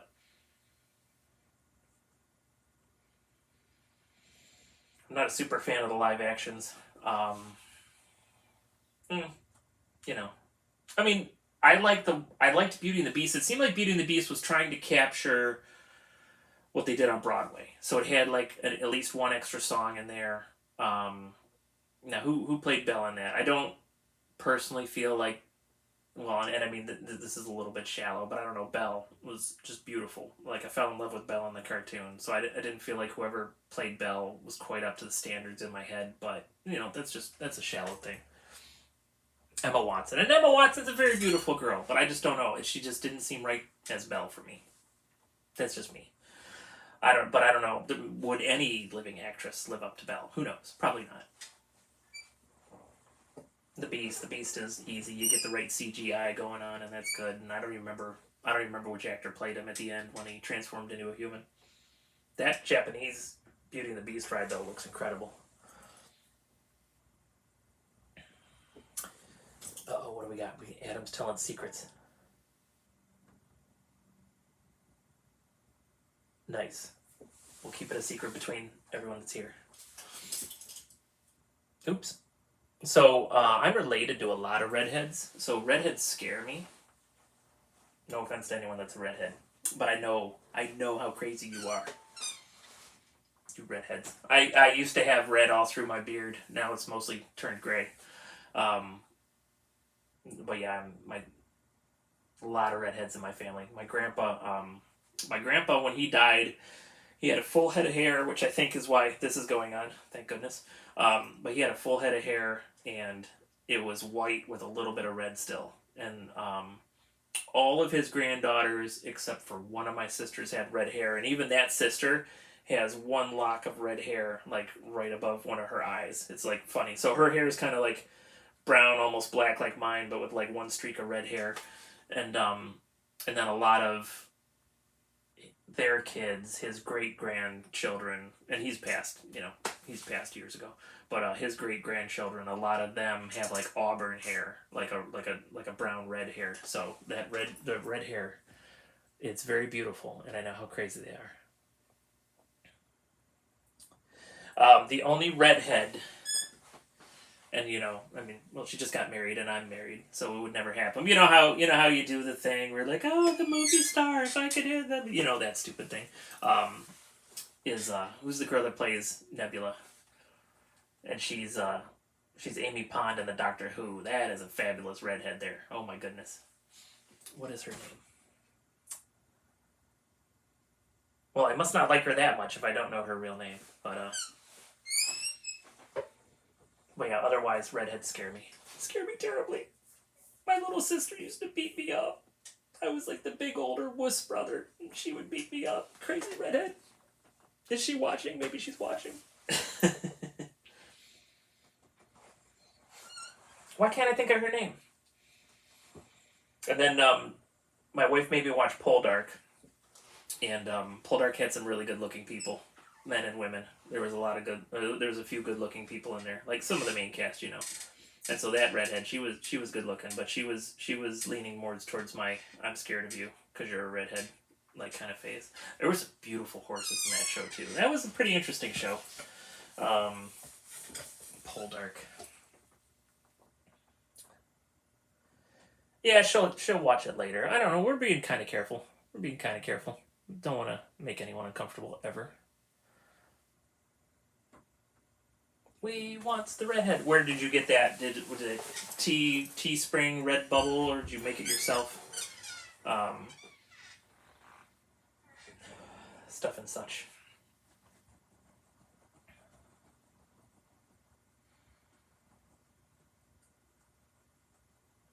It was funny. We were at an event. Oh, okay, cool. I have the only thing I've ever bought from Redbubble, and I think I just bought it on a whim, not for any particular reason, but it's just a yellow shirt, and then it's got in the belly, it's got Krang from the '90s Teenage Mutant Ninja Turtle cartoon, like sitting there. So it's like my body is the Krang robot, and then I got Krang in my belly controlling me. I think that's the only thing I've ever bought from Redbubble, but it was, in my opinion, a worthy purchase. 83 minutes. 9:39. I probably gotta end this thing soon. Once I do this, I'm not doing any power tools, but I will probably change 4 light bulbs here in the shop, just to feel like I did something. Hey, watch it. Now you're getting naughty, buddy. I'm surprised that they don't have like a variant of that shirt where they put Jessica Rabbit in the pirate scene. That would be like a neat mashup. And then put Roger in there somewhere too. That would be kind of fun.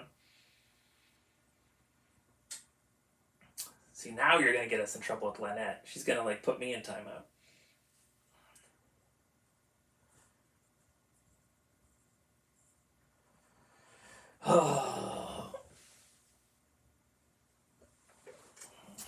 What do you see in that guy? He makes me laugh. What's the actress that voiced her? She was in *Romancing the Stone*. Kathleen Turner. Loved Kathleen Turner as a kid, and she's got that smoky voice.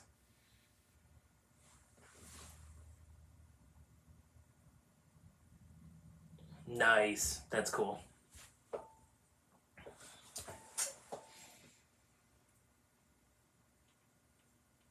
I've always enjoyed that Roger Rabbit movie. It's kind of iconic. It's really well directed for its genre. It's like a weird film noir, but with cartoon characters. It's kind of fun.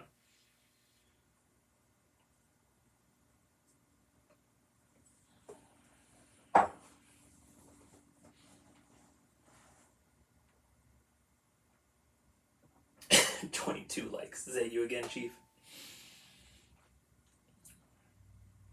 Yeah, I need to get out to Disneyland. I really want to. In addition to just seeing the stuff, like my main goal, and I've heard the food's not great, but my main goal in going to Disneyland, honestly, would be to eat at the Blue Bayou. For some reason, I just want to eat at the Blue Bayou. Anything else would be bonus.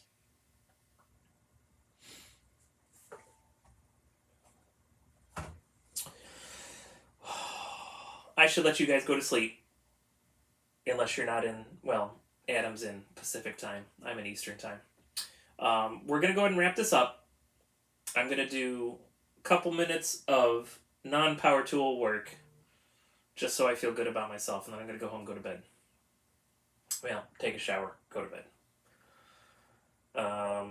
Any last minute questions? All right, we're at 86 minutes. We're going to end it at 90 minutes on the dot, hour and a half. So if there's any last minute questions you want answered in 4 minutes, feel free to say something. And Adam, keep giving us updates on stuff you're going to do. I like that. I'll try to read a sentence. Yeah, there you go. Little victories. Little victories. You've been watching Pete all day and then watching Izzo. So, you haven't been able to get anything accomplished, Chief. Plus, you were probably, was your Christine in Disneyland streaming today? You probably didn't do nothing today. Just kidding. You didn't do nothing, son. Do you want to be a bozo your whole life? Go get something done. I'm just messing with you, Chief.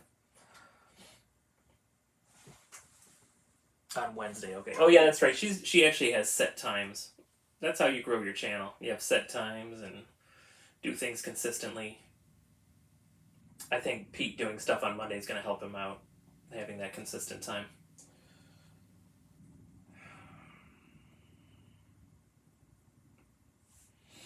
And Lynette, you're watching the replay. You and Bill have not been forgotten. I'm hoping to finally have some designs for you soon.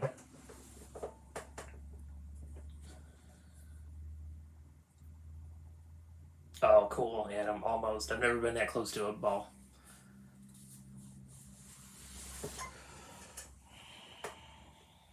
So today's the 15th, so tomorrow's the 16th. So I can drink my 16-year Calumet. The expensive bottle, I forgot to drink it on the 14th, so that's good. That'll make that bottle last a little bit longer. 2 minutes, 15 seconds. Then we're out of here. Chief, why don't you sing us a line of something? Cool. Do it. I want to see it. Are you going to tweet them? You're welcome to send stuff to me directly too, but I enjoy your tweeting updates of your vacations. Guido! But I just got here! It's so good to see you, Guido. Fine. We'll go till at least 95 minutes. But if Guido's here, then I'm going to have to drink something else. I'm not just going to sit here and talk to you. Guido, I'll need to talk to you, Guido. We'll need to figure out that streaming Mario Kart thing. We'll have to figure out the logistics of that. I might have to finally download StreamYards. I know a lot of YouTubers use StreamYards. I'll have to find out what. Alright, so we're going to go to 95 minutes now. Guido showing up last minute has given us a 5 minute reprieve.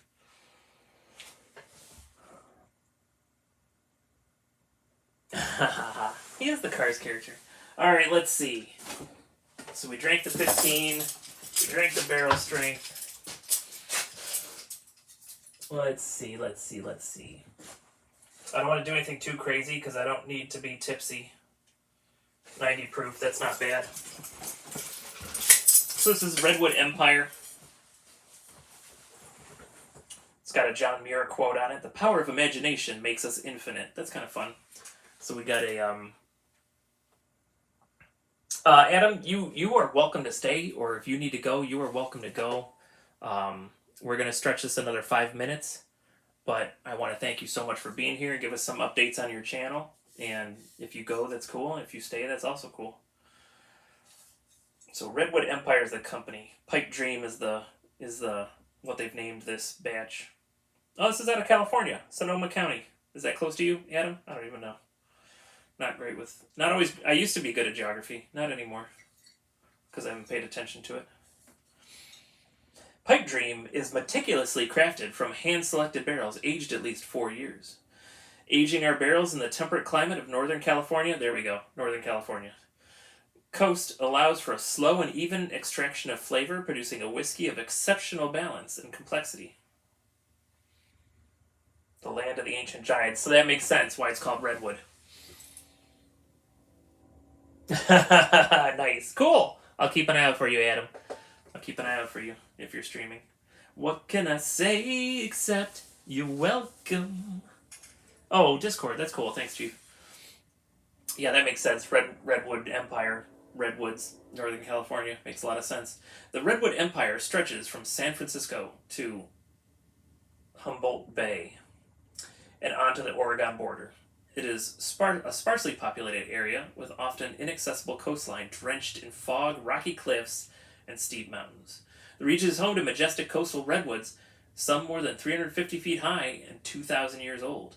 The grandeur of these old-growth groves can be experienced throughout our Northern California backyard. So that's cool. They're proud of their region, and that's awesome. Good night, Adam. Thanks for hanging out, buddy. How do I feel? Cautiously optimistic. It's a bummer to lose those old songs, but at the same time, and this is something you taught me, is those songs, it's not like they were written for that show. They were taken. So what I want to see with the Country Bears is I want to see them do some modern country, do their own takes on modern country. If the right Imagineers are on it, if they're paying attention, if they're not budget cuts or anything. What was the update? Which update? What did I update? I apologize, Guido. Let me scroll. Oh, okay. Yeah, so, and also, Disney's not in the best position financially. A lot of these announcements are practically blue sky, just announcing stuff to get keep their stocks from dropping below 80. But what the announcement now is they're going to redo the Country Bears, they're going to update the animatronics.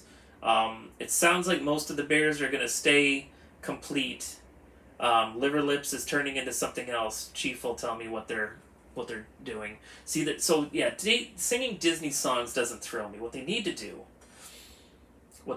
is they need to do just like the original Country Bears did. The original Country Bears, Chief has taught me this, took country songs. I don't know if they were popular at the time or what, but they took songs that existed, they had the bears singing them. So I feel like, okay, so there you go. So just singing Disney songs, a little bit boring. Like Bare Necessities, that fits, so that's good. So we don't know what other songs they're picking. So as long as they can keep it to a bear theme is cool. Or if they're not going to do that, what I think they should do is they should pick a bunch of songs, modern songs, and like not just stick with one genre of country. Like do a bluegrass. There we go. Do a bluegrass song. Do like cover an Old Crow Medicine Show song. Like give us some what's their song? And then the Hootie and the Blowfish guy does it too. Wagon Wheel. They have them do Wagon Wheel. That'd be great. Have them do 5 o'clock somewhere. Like have them do some modern country. That's my thought. So at least the characters are staying. And if they pick songs that are relatively within a bear theme, that would be cool. Yeah, we'll call him Liver Lips. It's all good. Romeo. Yeah, so cautiously optimistic. If they sing Let It Go, unless they like make it a parody or make it funny, like that's gonna go over like a lead balloon. But yeah. But if they do something cool like sing some modern songs, that would be great. The Applebee's song. That's awesome. Hey, I'm not drinking this. I should drink this. Oh, look at that. We're 30 seconds away from when I'd said we'd go. But, Guido's here. Fine, we'll stay to 100 minutes at least. I'm going to keep pushing this back, aren't I? I feel that Blood on the Saddle is so iconic, it's going to be in there somehow. I think they know better. Excuse me. I think they know better, Chief. Blood in the Saddle will be in there at some point. They have to be so. It is a party when Guido's here. Alright, so let's see. I don't think I have any notes. I probably did a neck pour of this video. I mean, I haven't posted it yet, but I probably did a neck pour. We could do the review. Do you want it? Should we do a behind the scenes, the long review of the Redwood Empire? I'm a little stuffed up right now. I don't know what's up with that. So my schnoz ain't working great at the moment. And you guys, like anyone that's here right now, is amazing. But if you got stuff to do, feel free. I appreciate the support of the channel, but if you got stuff to do, don't you even worry about it. You go ahead and do your stuff, whatever your stuff is.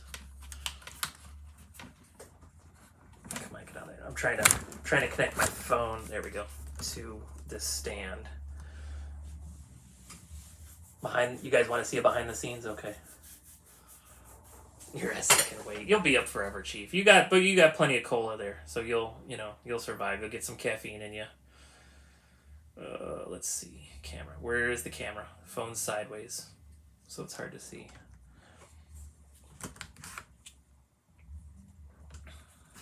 Boy, I did a lot of driving today, and at one point fortunately I had brought a Red Bull with me. Like at one point I was feeling pretty tired. All right, so is this thing? So you don't know if the orientation is correct. Okay, I think it was. Sorry about the delay. And I keep shutting off the phone by accident. I don't know, is this entertaining at all, guys? I hope you like it. You know, Guido's dad was like accusing me of making his son an alcoholic. I'm just kidding. I'm kidding, Guido.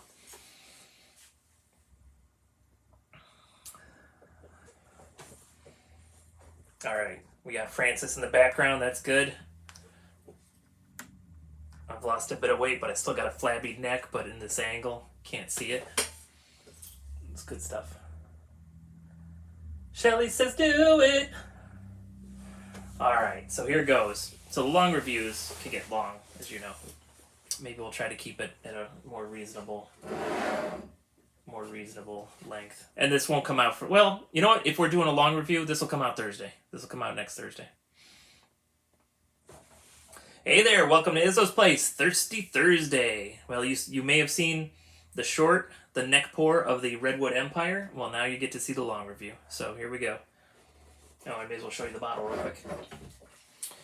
So Redwood Empire. We were just reading the bottle. I've got a live stream actually watching me record this. Shout out to the live stream. But we were talking about the Redwood Empire. We realized it's in Northern California, where they're out of, because there's plenty of redwoods there.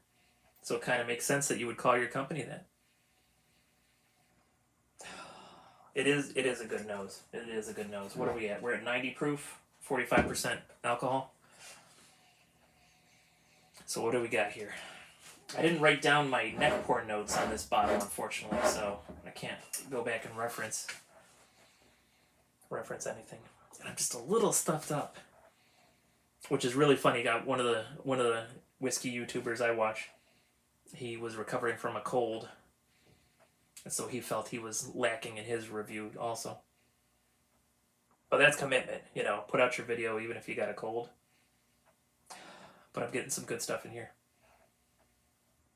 So it's kind of cinnamon forward. Cinnamon, a little bit of oak. Just a hint of sweetness in the background. Just a little bit of vanilla. That's fun. Like cinnamon, almost like Red Hots or Big Red. It's good stuff.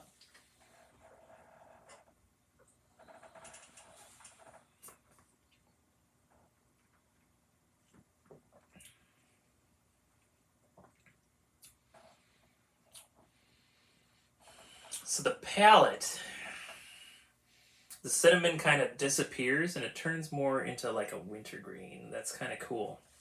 I've had that happen on other whiskeys before.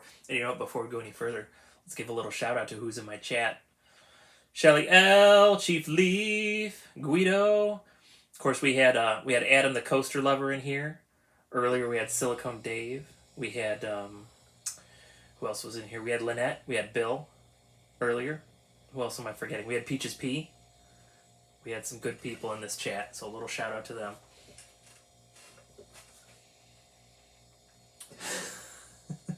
Chief Leaf is singing to me in the chat. Wemcal is here. Hey, Wemcal. Wemcal showing up for the late. So Wemcal, I'm actually recording a video while live streaming, so that's why it might be a little bit weird.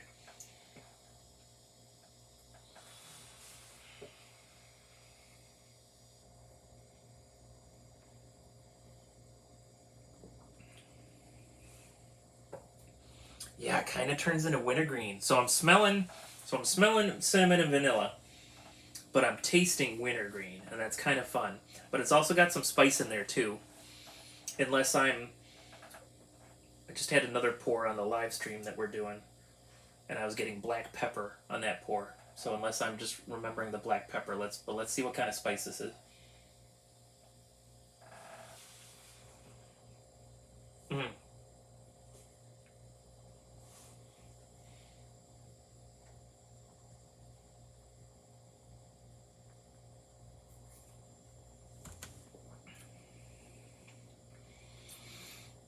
I can't nail down the spice, but there's something spicy in there. We're just going to call it baking spices since I don't have it locked down. Let's go back to the nose, see if anything's changed, because sometimes things will change on you. Wemcal, are you willing to reveal what your barrel idea is? He's got an idea for a barrel, and I'm interested. But if you want to wait and we see it on a video, I totally understand.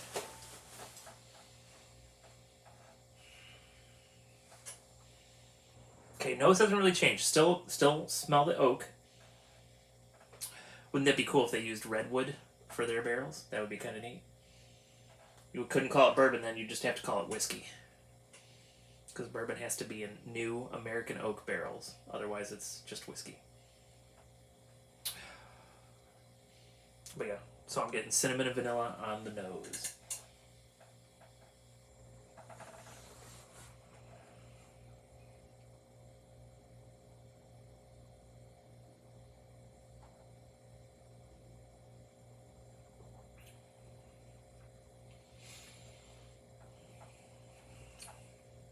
Yeah, not picking up a specific spice, but I'm getting wintergreen and something spicy in there.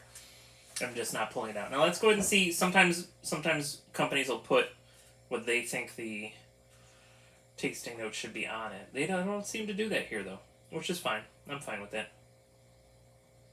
They're calling this bottle the Pipe Dream. I'll go ahead and read you the description. Deep in the patriarch forest of Humboldt Redwood State Park, the coastal redwood Pipe Dream rises 367 feet from the ancient forest floor. Oh, cool. Among the fastest growing trees ever measured, its majesty and rise to prominence inspires us to reach higher in our pursuit of excellence. Oh, that's kind of cool. So again, I'm assuming that means they named one of the trees the Pipe Dream, and I don't know if it's to scale, but they do have one tall tree on their label and then a bunch of smaller trees next to it. So I don't know if that's to scale, but that's kind of cool. This, you know what? I'm gonna have to look for more Redwood Empire. I kind of like their label's a little bit plain, but I kind of like what they've done with it. They got some good imagination and marketing going on there. Huh. Here's a little note: trees for the future. Buy a bottle and we'll plant a tree. I like these people. Whenever I finally make it out to California sometime, I'll have to look them up. I do want to head out to California sometime. I need to see, so I'm a fan of the Disney parks, and I do need to see Walt's original Disneyland at some point.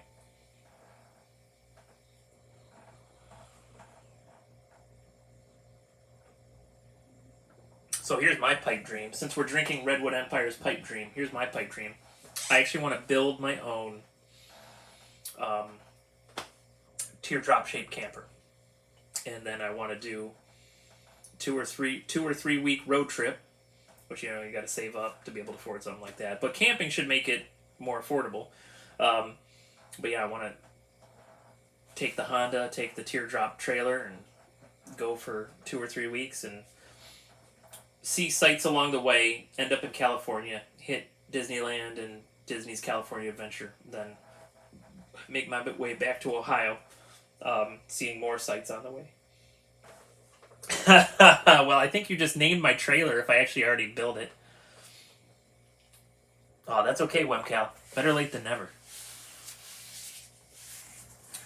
Yeah. So I remember the original Mr. Toad. Well, I guess I assume the Disneyland one is the original Mr. Toad. So I remember the original Walt Disney World Mr. Toad. Yeah, I think the Disneyland's the original. So I remember Mr. Toad from Disney World, so that'd be neat to see it again. Try to compare with what's left of my memory as I ride that thing.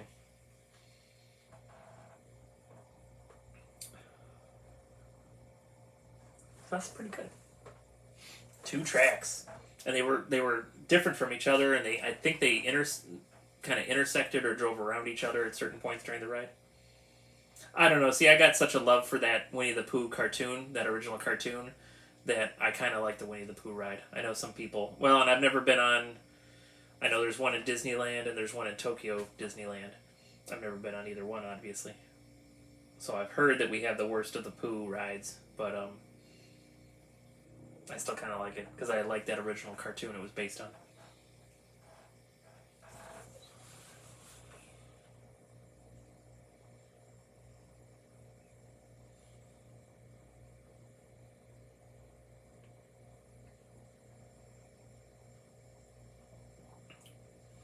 Just looking for that spice. Don't mind me.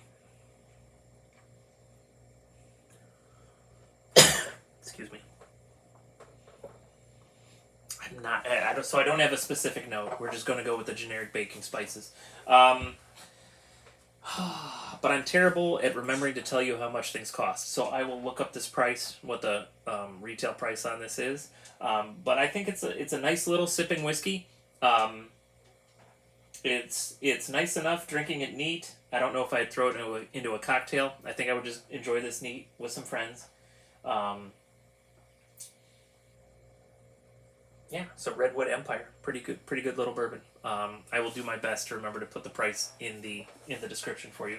Thank you so much for hanging out at Izzo's place, and just one more shout out to the people that were watching this live. A little behind the scenes action for those people watching it live. So thanks for hanging out, and we'll see you next time you're hanging out at Izzo's place.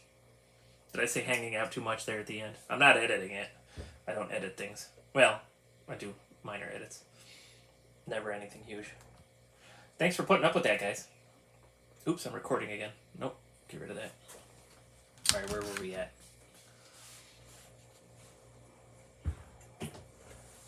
Isn't that amazing how long the lines are on Peter Pan's ride?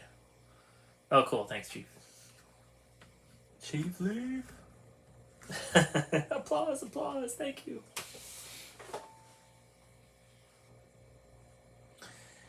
Oh, we're at 108. Guido, you made us keep going, but of course we got Wemcal because Guido made me stay. So, and I ain't drinking anymore tonight because I need to be able to drive home. You know what? As a matter of fact, I'm gonna grab a Canada Dry.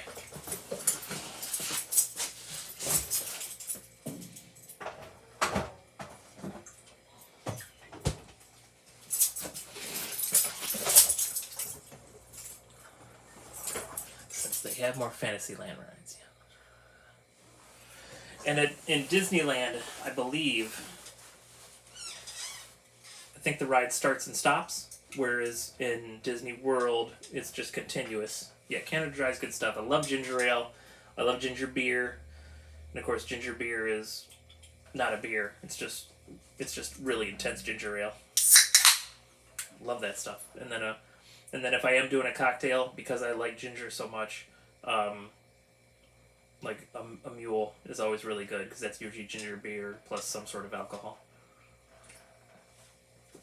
And it's real versatile. I've had vodka mules. I've had bourbon mules. I should try some other stuff. Try some tequila mules just for fun. Ooh, maybe some mezcal. Make a mezcal mule. That'll be real smoky, but then it'll have the sharpness of the ginger. That could be fun. Really didn't want this channel to just turn into alcohol. It's a good thing I posted that backsplash video today, huh? Okay. Yeah, they hadn't perfected the, it almost feels like it wasn't until Disney that they had, like, the kind of continuous motion stuff. And Chief, if we ever figure out a time machine, I'm going to take you back to old Epcot. Old Epcot will blow your mind. Um, you would love World of Motion. World of Motion was cool. Horizons was cool. The original Journey of Imagination. There's a reason Figment's so popular, and it's because that first ride was incredible. Second ride was a big pile of doo doo. Third ride is tolerable because it brought back Figment in a more complete way and brought back the song that the Sherman Brothers did, One Little Spark. But that original Imagination, that was an awesome ride. And it's so funny. Mrs. Izzo is a Cedar Point girl, so all Disney rides are boring to her. She wants thrills. She wants nonstop thrills. Like, to her, Flight of Passage was boring. Everest. So I was real excited to have her ride Everest. Because Everest is pretty exciting. You go backwards in the dark. It's a little bit intense. But we made the mistake of going to Universal the day before. And we rode Hagrid's Motorcycle Adventure. And that is a fabulous ride. Well, and we rode the Velocicoaster on the same day. So she did Velocicoaster and Hagrid's. And then went to Everest. And so Everest, as good a coaster as it is, she was like, well, this wasn't as good as Hagrid's or Velocicoaster. I'm like, dang it, should have come here first. Because we need the Dreamfinder back. The Dreamfinder was she is a tough cookie. She is a tough cookie. We're in Ohio, but she's like, I describe her as a Pennsylvania mountain woman. So yeah, she's a tough cookie. But anyway, back to Guido. Why would they redo Figment? So the current ride is tolerable, and I mean, the current ride actually has been running longer than the original ride. But the original ride had for lack of a better word, it had much more imagination than the current ride. And it had this fella named Dreamfinder, and he's the one that like created Figment. And so it's just sad to not have a ride with the both of them. They were great together. Figment's good on his own, but Figment and Dreamfinder together were kind of amazing. And this is just from an old Disney Parks nerd. I mean, I believe my parents honeymooned in Disney. So they honeymooned at Disney, stayed at the Polynesian, when did they get married? 1976? Stayed at the Polynesian. I'm pretty sure my first trip to Disney, I'm pretty sure I was 3. I have some vague memories from that. Like the first memory the youngest memory I can go back and access is swimming at the Polynesian pool, and being mad because either mom or dad took me up the stairs and pushed me down the slide. And years later, going down that slide, before it was remodeled, they've got like a different pool set up now.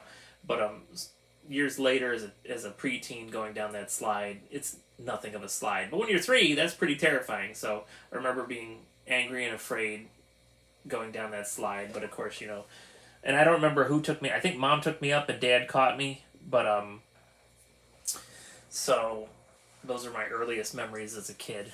So I don't know. I just have a lot of weird Disney Parks memories, and a little love for the place, even though some certain aspects of it are just not like what they used to. Yeah, Dreamfinder needs to come back. Yeah, I could see that. I can agree with that, Chief. And you can also see in the storytelling how they would want to advance the character a little bit. But yeah, as a child, a little childlike wonder would probably be really good.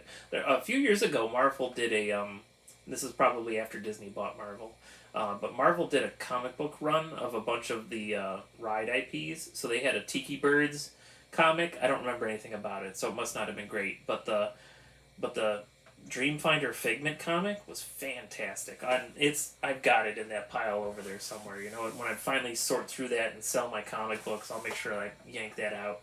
Maybe we'll do an Izzo reading of it. I'll show the pages on the screen and read them to you. Actually, that's a great idea. I am going to do that. Don't hold your breath on that idea, but I'm going to do that. Yeah, it's fallen a little bit from the standards they used to hold, but what hasn't in this world? We were talking about that earlier. Even something simple like plywood is not as good as it used to be, unfortunately.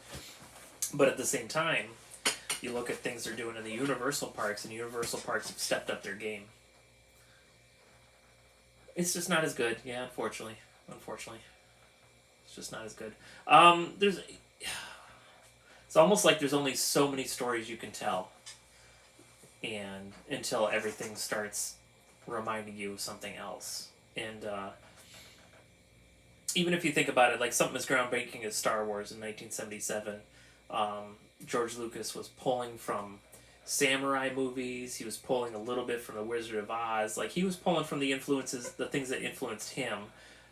So I mean, and then all the new stuff is influenced somehow, but unfortunately, this, like, money's what makes the world go round, and we all got to eat at the end of the day. So there's a little less artistic integrity, maybe, because we all got to make a living. It's a little bit sad. It's a little rough of a treadmill we're on. Hey, it's me, Mario. Now, so the videos I've watched of the Mario lands, they look cool. Do they look exquisite? No.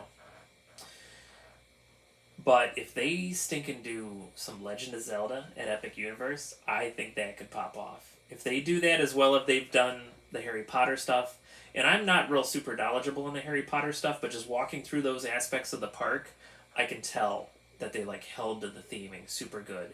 And it sounds like who's the lady that wrote that stuff? Rowling or something like that.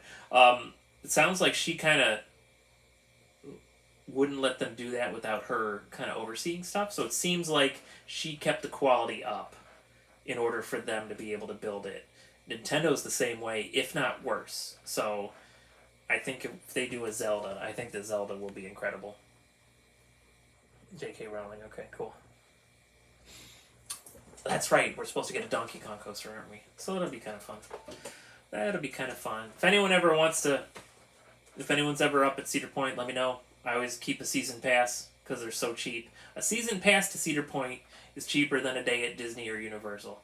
So if anyone's ever coming up for a Cedar Point trip, coming up to North Ohio, definitely contact Izzo. Hey Izzo at yahoo.com, because we will hang out. Yeah, Disney wanted to control it a bit. That's a bummer about the Star Cruiser. I wish instead of closing it, they had just put it at a reasonable price point. Because I actually was gearing up. I was going to try to set aside some money and go on the Star Cruiser. And my plan with it was I was going to rent their biggest room. I was going to rent their cabin, their captain's cabin. But then I was going to get like 8 other nerds to like share the price with to make it affordable. Oh, is Shelly leaving? Thanks, Shelly. Thank you for hanging out. Thanks for multitasking and watching a movie with your family while listening to me. Thanks for the support. You didn't have to do that, but thank you. Yeah, we're still here. Oh, we're almost at 2 hours. Guido, what'd you do to me? I want to say the last day is, I think, the last day of this month. Is when it closes, because they have to do it.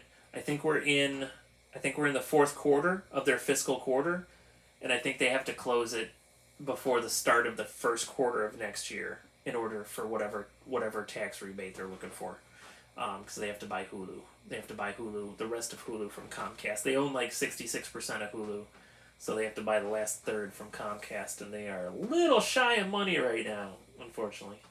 Stocks plummeting. Executives are being weird with each other. There's been some weird reports coming out of Disney lately. Or things, not that things have been done lately, but just reports of their shenanigans have been coming out. So that's a little weird. But hey, reports of the shenanigans of my company are right here on YouTube, so who knows? Where are we at? Or was it Peaches P who was watching movies? I can't remember who was multitasking. Someone was multitasking. Thank you to Shelly and Peaches P for being here. I got some hope for Wish. What little I've seen of it sounds pretty neat. Neat little idea. Man, there's 6 of you here still. Thank you for watching. You guys rock. Or at least 6 of you. I don't know how much I believe any numbers. I do believe the 22 likes, but I know most of that is Chief Leaf's fault.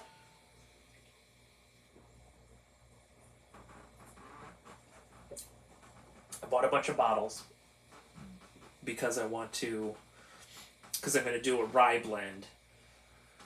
And I've even got a label. A friend, I think I was talking about this earlier. I never finished the thought. So I've got, I've got labels for my rye blend. Oh, awesome! Thanks, Webcal. I've got labels for the rye blend I'm gonna do, and then, so I might ask that same person to go ahead and make me a label for my apple flavored stuff, and then we'll bottle that. I think that'd be good. 5 people. So someone just excused themselves, and they actually did leave. Shelly, she left. We're down to 5. And Chief put another like on there. I'm blaming you for all the likes, Chief. But I appreciate it. You don't have to do that, but I appreciate it. But yeah, I'll have to come up with a label for my apple whiskey. I'll have to come up with something witty or punny. It'll probably be punny. It'll probably be less witty. It'll be a bad dad joke. I'll figure out a name for it though. So I'll have my rye whiskey blend, and then I'll have an apple blend. We'll bottle it. I'll probably give some to some friends. I might send some to the whiskey tubers that I follow to make them try it, so that way I can get their reviews. We'll save a couple bottles for when Guido turns 21. Either that, or I'll just give it to Guido's dad, and if Guido's dad wants to share it with him, that's his problem, and that's his legal right. But I can't be giving whiskey to minors. That'd be horrible. That's not good. We'll see. We'll figure it out. I did. I've watched it twice. What do you think, Guido? I want to know your opinion first. And then I'll give a non-spoiler review. Let's see, episode 5. So I really enjoyed the choreography. I enjoyed the flashbacks. 10% battery. So we I don't want the stream to end because the battery dies, so we're gonna end it. All right, so we're at 122 minutes. All right, well let's end this at 130 minutes. We're really gonna end it this time, even though I keep postponing the end of the live stream. We're gonna end it at 130 minutes. But let's talk about Ahsoka for 7 minutes. I like the choreography. I thought they did much better with the de-aging of a certain person. No spoilers from me.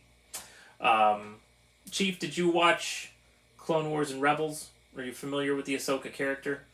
The show is probably enjoyable, even if you didn't watch those shows. I keep forgetting where the camera is. The show's enjoyable, even if you didn't watch those shows, but it probably makes it more enjoyable if you watch those other series. Excuse me, please forgive me, burping in your face. Choreography was good. The de-aging was good this time, because it was not good in the Obi-Wan Kenobi show. I don't know, do we want to talk spoilers? I mean, there's only 4 of you here anyway. So they're good. So Clone Wars, so probably both shows is a little bit of a slog to get through at first. And Clone Wars is much longer, and some of the arcs are a little tough to get through. So Mrs. Izzo, I had already watched through both series, and then I had Mrs. Izzo watch them with me in preparation for watching Bad Batch and knowing Ahsoka was coming eventually. She actually liked Rebels better. There were some fantastic arcs in Clone Wars, but overall she liked Rebels better, if that helps anyone. Yeah, absolutely. Wemcal, thanks for hanging out. Oh, awesome, do it. Yeah, head out. That's great. Thank you so much, Wemcal. Will do. Okay, you like spoilers. So Guido, so we're free to talk, because I think it's just you, me, and Chief anyway. Well, Wemcal is heading out. Thank you, sir. We'll catch you later. And Paw Patrol, that's cute. I love it. I was just driving past the movie theater today. I saw Paw Patrol 2. The movie is out at theaters. So I'm not watching it. I don't have kids, but I can also see. You liked Rebels better too? Okay, cool. Awesome. And yeah, okay. So Chief doesn't care about spoilers, so we can talk spoilers now. So if you're watching this in the future and you don't want to know about Ahsoka, um, you know, I guess click away for a little bit, and we've got 4 minutes left in this stream, so we're only going to be talking about it for 4 minutes. It was fantastic. I think they've been playing her a little bit stoic and boring on purpose, so that way she could have the character development. So do you think? That's right. I had breakfast with Sophia the First once, Chief Leaf, and if you haven't heard that story, I'll tell you about it sometime. So Guido, um, do you think she was actually in the world between worlds? Do you think she was in her own head? Do you think that was Anakin's forced ghost, or do you think that was her just remembering lessons he's taught her? What's your opinion? I think so. My opinion is it was Anakin, but I don't think she was in the real world between worlds. I think she was in a hibernative state because she was drowning basically, and she played this little thing out with Anakin, and then because of the outcome of that, she decided, to snap out of it and to fight and to live. So that's my opinion. I'm very interested in your opinion, Guido. And there's no right or wrongs here. Oh, jeez, Chief. Lynette's gonna blank you out. While I wait for Guido's response, I will tell the Sophia the First. So, 2017, went to Disney with my cousin and a buddy of his. The stated reason for the visit is my cousin was kind of celebrating his first trip to Disney as a 21-year-old, so he could drink, and so I went, and a buddy of his went, and so day 2, I decided, you know what, I don't care, and so 2017, that was 6 years ago, so I was 40. I said, I don't care if I'm 40. I'm going to a character breakfast tomorrow. Do you guys want to go? They're like, no, we like sleeping in. And so the way it was is I was rope dropping everything. So I was up early. I was at the parks. You know, rope drop to fireworks. That's how I used to do the parks. And then my cousin, he would show up an hour or two after park opening. And then his buddy that came was a third shift guy, and so he was coming in at 1. So we were staggering into the parks at different times. So I'm like, you guys want to do a character breakfast with me? I'm doing a character breakfast, and they're like, no. So I looked up where a character breakfast was. We were doing Hollywood Studios the next day, so found a character breakfast, made a reservation for 1, boom, done. Wasn't until the next day when I was riding the bus to the park that I actually looked at what characters were there, and it was Disney Junior characters. I'm like, great. So I'm going to be the creepy dude. I had my vacation beard going. And I'm going to be alone at a Disney Junior character breakfast. So, Handy Andy and Jake and the Pirates, they seemed scared of me. They never came over, but Sophia the First came over, and we had a sign language conversation in which we talked about Tron because I had a Tron shirt on, and she sat at the booth, and I've got a picture, and I'll post it later to something so you guys can see. But that was my breakfast date with Sophia the First. All right, anyway, let's get back to this chat. Yeah, I'm just trying not to, get too Blotto, Chief, and plus it's expensive there, so it's hard. It's hard to afford to be able to get Blotto anyway. Yeah, they kind of did. I can agree with that, Guido. I did. I'll post the picture. Guido. Yeah, they kind of did. I can kind of agree with that. So it seems like it. Well, and that's why in my mind, I thought it might be in her head, and in this life or death scenario, that's what her mind came up with as a setting to talk to Anakin. Is she had been in the world between worlds before, and so that's what her mind allowed her to do, to have this thing, and then it turned into the Clone Wars, and then it turned into the Siege of Mandalore.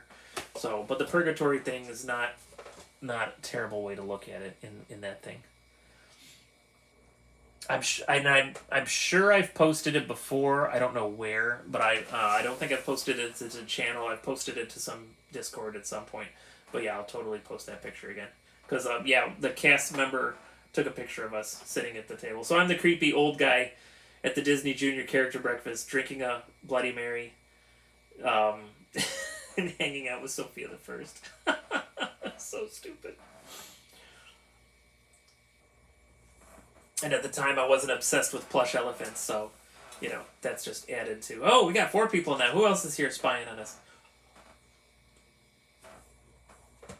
And we're past 130 minutes. Am I ever going to leave? What time is it? It's 10:30. It's 10:26. Let's try to keep this to 10:30. Let's try to keep this to 10:30.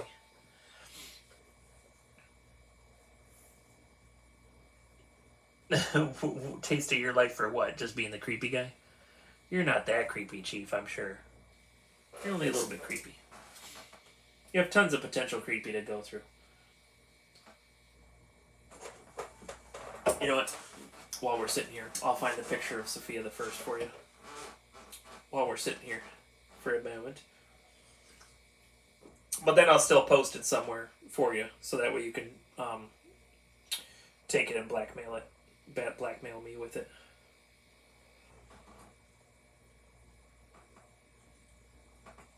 Okay, it's not that one. Sorry, I gotta look through shared photo files.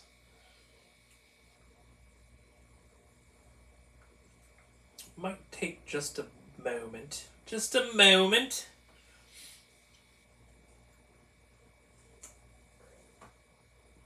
Was this it? No, that's 2019. Let me find 2017.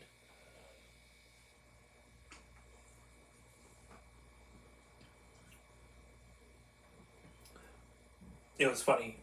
At the time, it's not like I have tons of money now, but I'm a little more comfortable than I was in 2017. So at the time, I'm like, yeah, like with my cousin because he turned 21. I'm like, yeah, we're gonna drink around the world. We're gonna drink everything, blah blah blah. And my aunt calls me up. She's like, could you please not get my son drunk at Disney World? And I'm like, hey, no promises. We're gonna have fun. And then I looked at the prices. Well, we got there, and I looked at the prices of drinks, and I texted my aunt. I'm like, yeah, it's too expensive to get drunk. Don't even worry. Here we go. Here we go. Found him. So this is at the Hollywood and Vine in Disney's Hollywood Studios. So me and Sophia the First hanging out, and we were talking about Tron. And then, who's the other one? Doc McStuffins came up and talked to me. It's basically the same picture. But I'll post that for you guys. So that was my date with Sophia the First, but that's you know, there's statutory rules with that, so I probably shouldn't advertise that. Did I take a picture of the Bloody Mary? Let me see. They had an omelet guy there. So I had, you know, omelet, croissants, bacon. I don't think I took a picture of the Bloody Mary. Oh no, I'm sorry, that was just regular eggs. There's the omelet. That was better. Yeah, I got my eyes fixed in 2020. So I used to wear glasses. Huh, I guess I missed the, I guess I didn't take a picture of the Bloody Mary. But do you like, yeah, they stuck me in a 2-seater. They stuck me in a 2-seater right next to a pole. They're like, yeah, we need to keep this dude away from everyone else. Yeah, totally used to wear glasses. I wore glasses from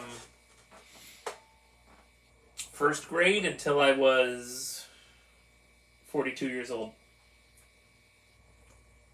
So 36 years I wore glasses. And I had gotten a consultation right before the shutdown and on getting the LASIK surgery done. And I was a candidate. They said the surgery should go well. Yeah, I highly recommend it. You'd have to do the research. I mean, I got it done when I was 42.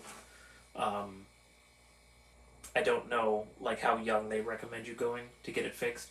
Let's see. So a friend of mine is just about my age, and she got hers done like 13 years ago and has not had a problem. So how old would she have been? She'd have been like early 30s. So just do the research. I would suggest, I mean, a lot of places will give you a free consultation. I'd say go get a consultation. See if you're a candidate. And then, I don't know how bad your eyesight is. My eyes were -6s. Well, one was 6.5, one was 6. But and I would do like real thick. I did like the horn rim glasses. I was like Buddy Holly looking kind of guy, and so it was almost like a bit of my personality. So I was a little bit scared, like, am I going to be the same person when I don't have the glasses anymore? But it hasn't affected me in any real ways. Honestly, one weird thing I noticed is after the glasses were gone, my acne got better. So it's like the glasses must have been holding in greases and oils. The acne has significantly improved since I got rid of glasses. Like when you take them off, can you read or stuff? I mean, you don't even have to. So for me, like I can't do it anymore because I don't know. But like I was nearsighted, and so things I would hold things out, they'd be blurry, and stuff would have to be like almost like here. So like, you know, 6 or 8 inches out before things were clear. So my eyesight was really bad. Um, I'm gonna just while we're talking, I'm gonna scroll through these pictures. Okay, yeah, I used to have to do crazy stuff to get. Oh, I know. Sometimes the cousin I was with, sometimes he's ninja watching my videos. So I don't know if he's out there right now. I should show his picture just to put him on the internet. Just kidding. Yeah, that's how I am. Most of the world is blurry. So I am a wuss with medical stuff, but I am getting better. But the eye surgery was the easiest thing I've ever been involved with. So I did LASIK surgery. So what they did, I'll describe the whole thing to you. There's only one part that gets creepy, and where a lot of people are like, "Nope, I'm out." But I'll tell you the whole thing. So we got there. They put drops in my eyes to numb my eyes. They put me under one machine, and they put things in your eyes, you know, to hold your eyelids open. They can't have you closing your eyes during the surgery. So they put things in your eyes to hold the eyes open. They had me under one laser. You look up, it's a white light. You look at the white light, and that laser actually cuts your eye, cuts a hole in your eye. And then they actually drag the top of the eye, the little flap that they cut, they actually drag it out of the way. That doesn't keep you from not seeing. So at the place I was at, they cut that hole, they make the flap, they pull the flap out of the way. Then they stink and make you get up and walk to the other machine.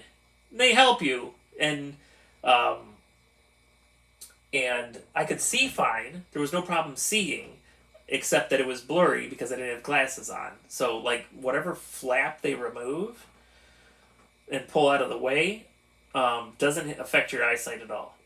It's just like the skin of the eyeball apparently. So they cut a flap so they can access your, you know, deep down in. So they take me over to another machine. This machine has red and green lights. And kind of the green lights surround and the red's in the middle, and you're supposed to look at the middle. And then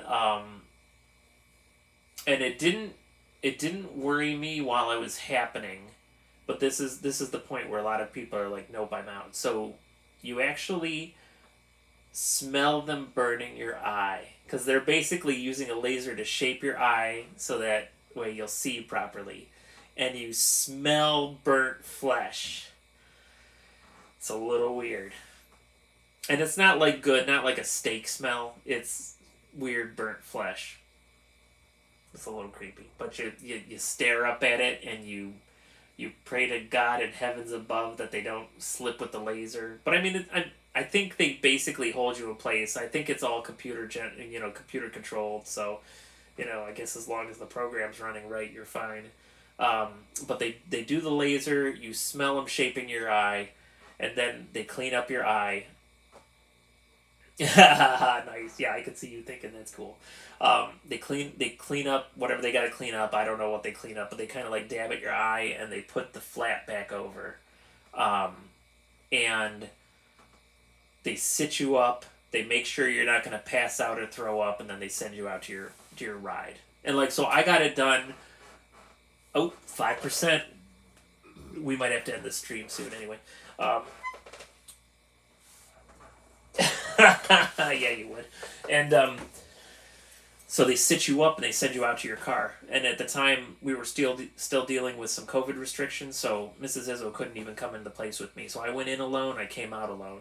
Um, but I was the first person of the day. She said I wasn't in there more than 25 minutes, like in and out.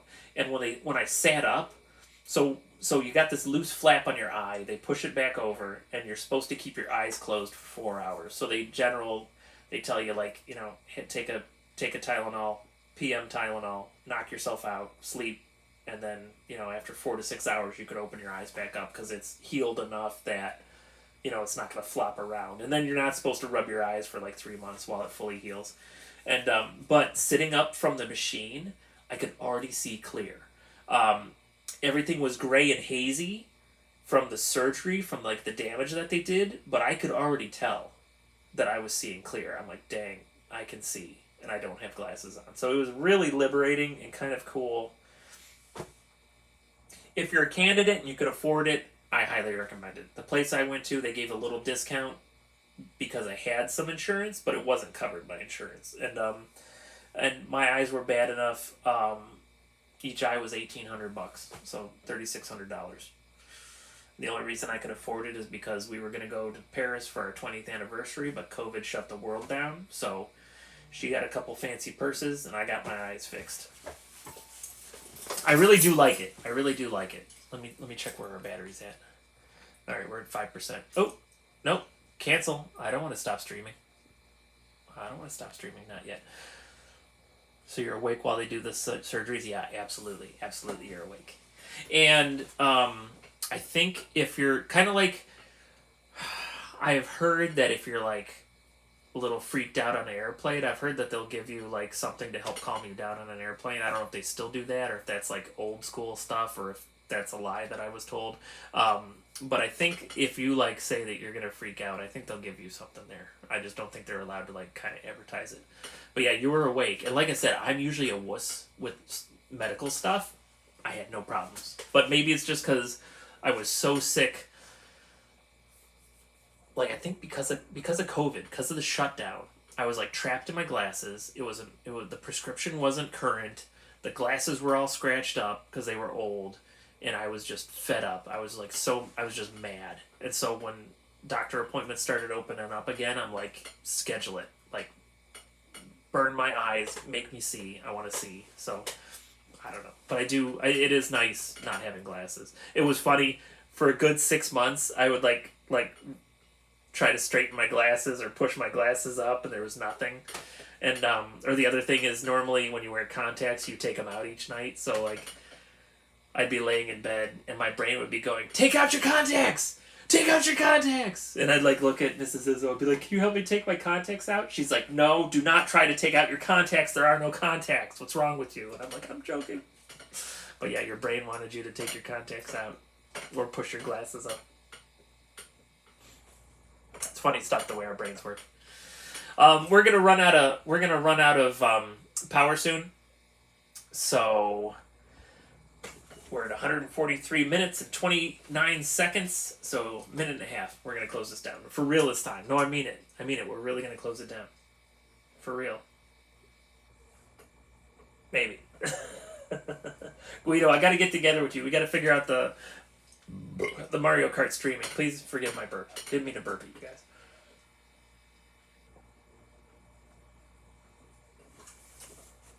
I will eventually do new merch soon, too. As we get closer to 250 subs, I'm going to do some new merch. Not going to do the same merch, though. I want, like... Actually, Guido and Chief, you each got hats. There's going to be no other black hats. Like, the next hat will probably be red. We're going to, like, change it. So that way, kind of, you'll always feel that sense of pride. Like, haha, I got the first batch of Izzo merch. Or the people with the red hats will be like, yeah, I got the second batch of Izzo merch. We're going to do it like that.